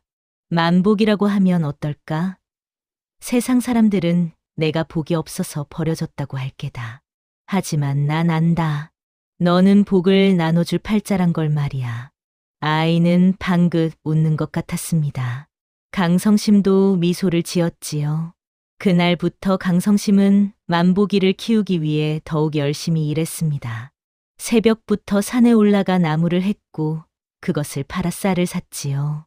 벌이는 늘 넉넉하지 못했지만 강성심은 만복이에게 먼저 먹을 것을 챙겼습니다. 자신은 굶더라도 만복이만은 배불리 먹이려 했지요. 만복이가 잠들면 강성심은 아이의 얼굴을 쓰다듬으며 중얼거렸습니다. 이 아이만은 나처럼 살지 말아야지. 어느 겨울밤 눈보라가 몰아치던 날이었습니다. 강성심은 자신의 옷을 벗어 만복이에게 덮어주고 온몸으로 아이를 감쌌지요. 자신은 얼어붙는 듯 추웠지만 만복이만은 따뜻하게 지낼 수 있었습니다.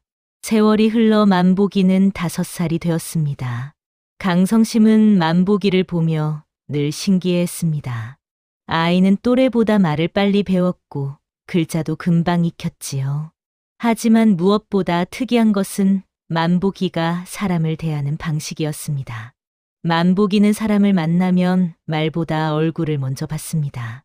그리고 사람에 따라 반응이 극명하게 달랐지요.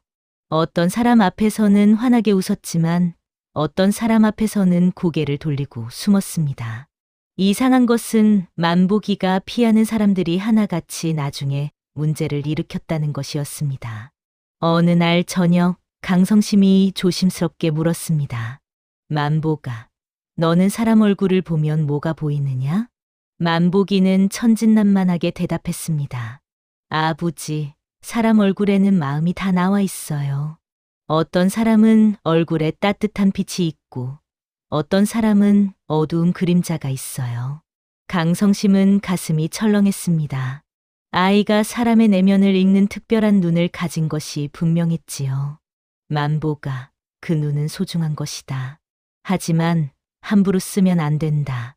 사람들이 알면 너를 이상하게 볼 수도 있단다. 쓸 때만 쓰거라. 만복이는 고개를 끄덕였습니다. 만복이가 7살이 되던 해봄, 마을에 큰 잔치가 벌어졌습니다. 잔칫집은 북적였고 강성심도 만복이를 데리고 갔습니다. 만복이의 시선이 한 사내에게 멈췄습니다. 박서방이라는 마을의 부자였지요. 만복이는 박서방의 얼굴을 오래 들여다보다가 강성심의 옷자락을 잡아당기며 속삭였습니다. 아버지, 저 아저씨는 곧 집을 잃을 거예요.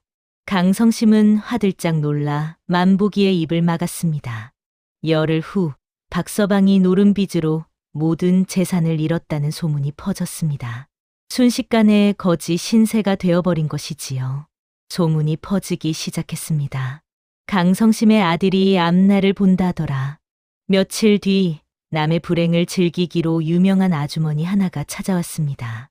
아이고, 나도 좀 봐주시오. 내 앞날이 어떤지 말이오. 아주머니는 만보기 앞에 버티고 서서 얼굴을 들이밀었습니다. 만보기는 아주머니의 얼굴을 천천히 보다가 조용히 말했습니다. 아주머니 얼굴에는 훔친 게 많아요. 곧 다 드러날 거예요. 아주머니는 발끈했습니다. 이 버릇없는 것이. 사흘 후 그 아주머니가 이웃집 물건들을 몇 년 동안 훔쳐왔던 것이 드러났습니다. 아주머니는 마을에서 쫓겨났지요. 사람들은 만보기를 두려워하기 시작했습니다. 소문은 산을 넘고 강을 건너 멀리까지 퍼졌고 결국 한양까지 닿았습니다. 한양에서 조판서는 만보기 소문을 듣고 비웃었습니다. 조판서는 이조판서라는 높은 자리에 앉아 권력을 마음대로 휘둘렀습니다. 백성들의 피를 빨아 재산을 불렸고 자신을 거스르는 이는 가차없이 짓밟았지요. 조판서의 얼굴은 언제나 점잖았지만 그 웃음 뒤에는 차가운 칼날이 숨어 있었습니다. 허허, 아이 하나가 사람 앞날을 본다더라? 재미있구나. 심부름꾼이 조심스럽게 말했습니다. 그 아이가 강성심이라는 자의 아들이라고 합니다. 조판서의 눈빛이 번뜩였습니다. 강성심? 몇 년 전에 내 손에 벼슬에서 쫓겨난 놈 말이지.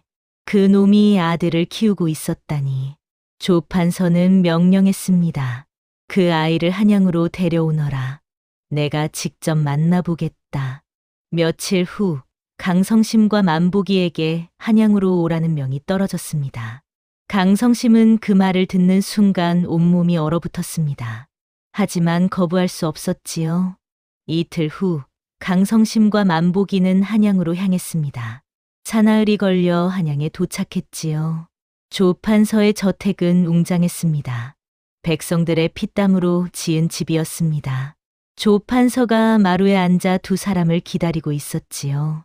오, 왔는가. 소문의 그 아이로구나. 부드러운 목소리였습니다.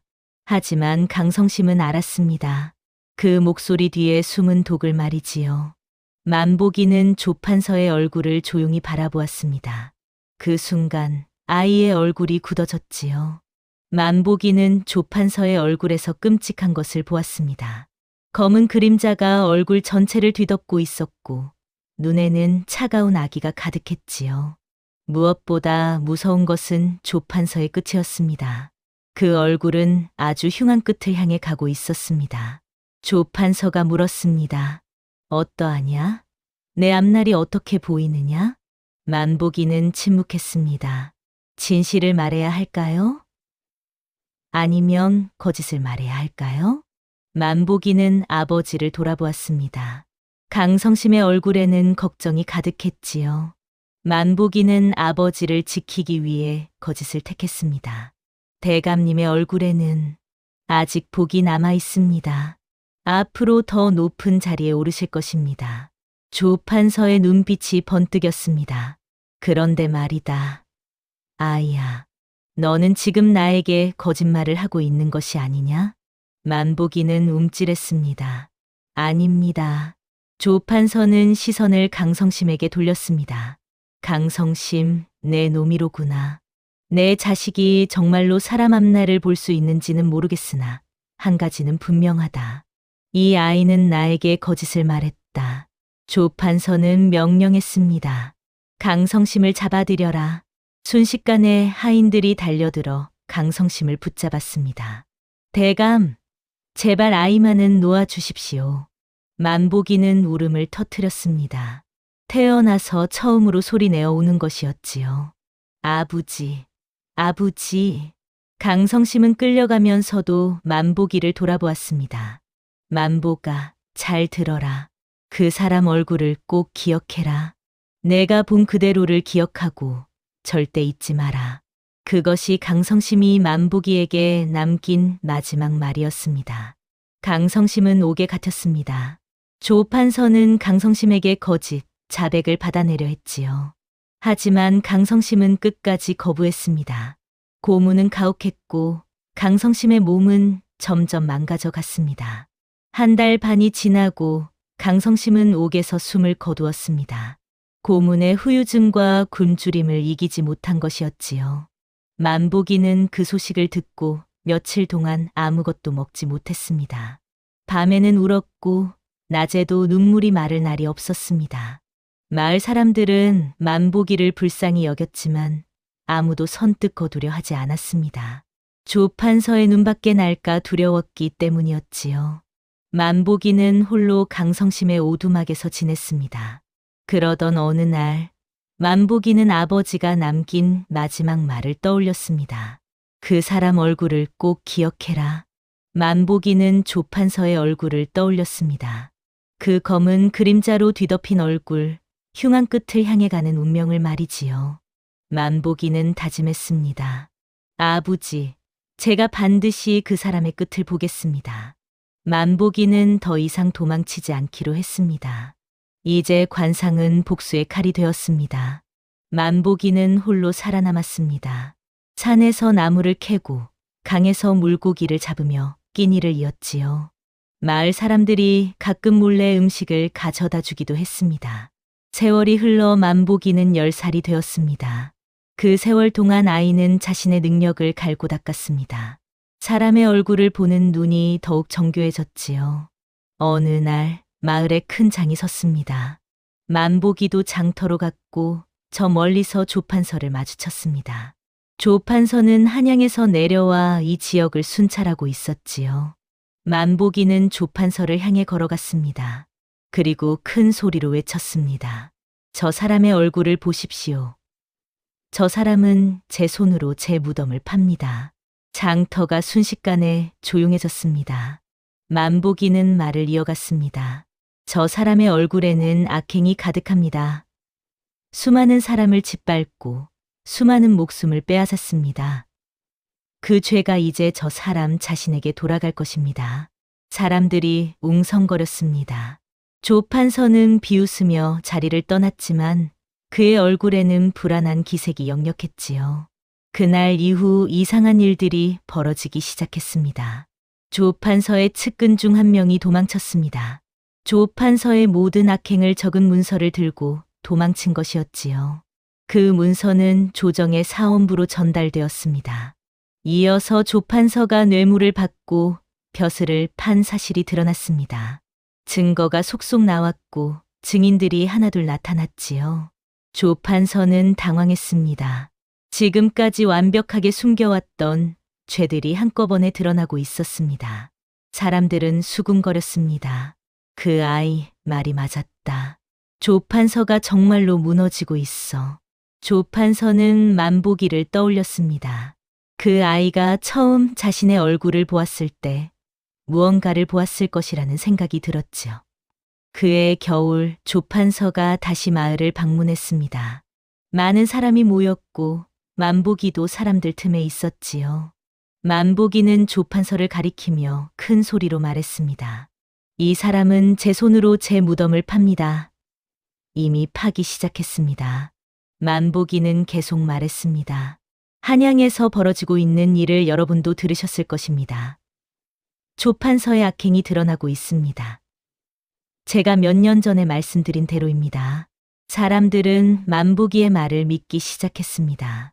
실제로 조판서가 무너지고 있었으니까요. 조판서는 비웃으며 마을을 떠났습니다. 그 뒷모습은 초라했습니다. 한양에서 조사가 본격화되었습니다. 조판서가 강성심에게 영모의 죄를 뒤집어 씌운 사실도 드러났지요. 임금은 분노했습니다. 조판서가 감히 무고한 신하를 역적으로 몰아 죽였단 말이냐. 임금은 조판서를 파직시켰고 유배형을 내렸습니다. 조판서의 모든 재산은 몰수되었지요. 만복이는 이 소식을 듣고 감개무량했습니다. 아버지, 조판서가 벼슬에서 쫓겨났어요. 모든 재산을 잃었어요. 며칠 후 조판서가 유배지로 가는 길에 마을을 지나간다는 소식이 들렸습니다. 만복이는 길가에서 기다렸습니다. 조판서가 나타났습니다. 한때 화려한 관복을 입고 가마를 타고 다니던 조판서가 이제는 죄인복을 입고 걸어오고 있었습니다. 손에는 쇠사슬이 채워져 있었지요. 조판서와 만보기의 눈이 마주쳤습니다. 만보기는 조용히 말했습니다. 대감, 제가 처음 대감의 얼굴을 봤을 때 말씀드렸어야 했습니다. 대감은 제 손으로 제 무덤을 파는 끝을 맞이할 것이라고 말이지요. 만보기는 말을 이었습니다. 대감은 제 아버지를 죽였습니다. 하지만 저는 대감을 직접 죽이지 않았습니다. 대감이 저지른 죄가 대감을 죽인 것입니다. 조판서는 끌려갔습니다. 그 뒷모습은 초라하기 그지없었지요. 조판서가 유배지에서 병으로 죽었다는 소식이 전해진 것은 이듬해 봄이었습니다. 만보기는 아버지 무덤에 가서 조용히 말했습니다. 아버지, 조판서가 죽었습니다. 저는 조판서를 직접 죽이지 않았습니다. 하지만 조판서는 가장 무서운 벌을 받았습니다. 자기가 지은 죄를 자기 얼굴로 증명당했습니다. 한편 한양에서 관리가 찾아왔습니다. 임금께서 너에 대해 들으셨다. 내 아비 강성심이 억울하게 죽은 것에 대해 깊이 안타까워하셨다. 관리는 문서를 꺼냈습니다. 강성심은 역적이 아니었다. 오히려 충직한 신하였다. 이에 강성심의 명예를 회복한다. 만보기는 눈물을 흘렸습니다. 아버지의 명예가 회복된 것이었지요. 만보기는 아버지 무덤으로 달려갔습니다. 아버지, 아버지의 명예가 회복됐어요. 이제 아버지는 역적이 아니에요. 세월이 흘러 만보기는 16이 되었습니다. 만보기는 마을 사람들을 도우며 살았지요. 누군가 어려움에 처하면 조언을 해주었고, 누군가 고민이 있으면 함께 해결책을 찾아주었습니다. 어느 날, 만보기는 결심했습니다. 마을을 떠나기로 한 것이었지요. 저는 더 많은 사람을 도와야 합니다. 이 마을에만 머물러서는 안 됩니다. 마을 사람들은 만보기에게 음식과 옷을 챙겨주었습니다. 마지막으로 만보기는 아버지 무덤에 갔습니다. 아버지, 저는 이제 떠납니다. 세상으로 나가 더 많은 사람을 돕겠습니다. 만보기는 마을을 떠났습니다. 뒤돌아보지 않았지요. 사람들은 말했습니다. 만보기가 대단한 게 아니라 만보기 아비가 대단한 거지. 피 한 방울 섞이지 않았는데 저렇게 훌륭한 사람으로 키우셨으니. 만보기는 세상을 떠돌았습니다. 이 마을 저 마을을 다니며 사람들을 도왔지요. 어떤 곳에서는 악덕 관리를 밝혀냈고 어떤 곳에서는 억울한 사람을 구했습니다. 만보기가 가는 곳마다 소문이 퍼졌습니다. 관상을 보는 청년이 있다는 소문, 사람을 돕는 청년이 있다는 소문이었지요. 세월이 흘러 만보기에 대한 이야기가 전설이 되었습니다. 어떤 이는 만보기가 신선이 되었다고 했고, 어떤 이는 하늘로 올라갔다고 했지요. 하지만 모두가 동의하는 한 가지가 있었습니다. 만보기는 어디에 있든 사람들을 돕고 있을 것이라는 것이었지요. 세월이 많이 흘렀습니다. 강성심의 무덤은 여전히 산속에 있었고 마을 사람들이 돌보아 주었습니다. 무덤 앞에는 비석이 세워졌지요. 충직한 신하 강성심의 무덤. 그 비석을 보며 사람들은 강성심을 기억했습니다. 곱게 살다 억울하게 죽었지만 결국 명예를 되찾은 사람을 말이지요. 그리고 사람들은 만보기도 기억했습니다. 아버지의 사랑 속에서 자라 세상의 정의를 알린 아이를 말이지요. 이 이야기는 여러 교훈을 남깁니다. 나쁜 벼슬아치는 반드시 벌을 받습니다. 조판서처럼 권력을 남용하고 백성을 괴롭히면 언젠가는 그 대가를 치르게 됩니다. 그것이 늦을 뿐 피하지는 못하지요. 악은 스스로를 무너뜨립니다. 만보기는 조판서를 직접 해치지 않았습니다. 조판서가 저지른 악행이 조판서 자신을 무너뜨렸지요. 진짜 부모 자식은 피로 맺어지는 것이 아니라 마음으로 맺어지는 것입니다. 강성심과 만보기는 피 한 방울 섞이지 않았지만 그 어떤 친부자보다 깊은 정이 있었습니다. 곱게 사는 것이 가장 중요합니다. 강성심은 억울하게 죽었지만 곱게 살았기에 결국 명예를 되찾았습니다. 정의는 언젠가 승리합니다. 때로는 오래 걸릴 수 있지만 결국 진실은 드러나고 정의는 이깁니다. 다음 영상을 빠르게 만나보시려면 좋아요와 구독을 눌러주세요. 그럼 더 재미있는 영상으로 찾아뵙겠습니다. 모두 행복한 하루 보내세요.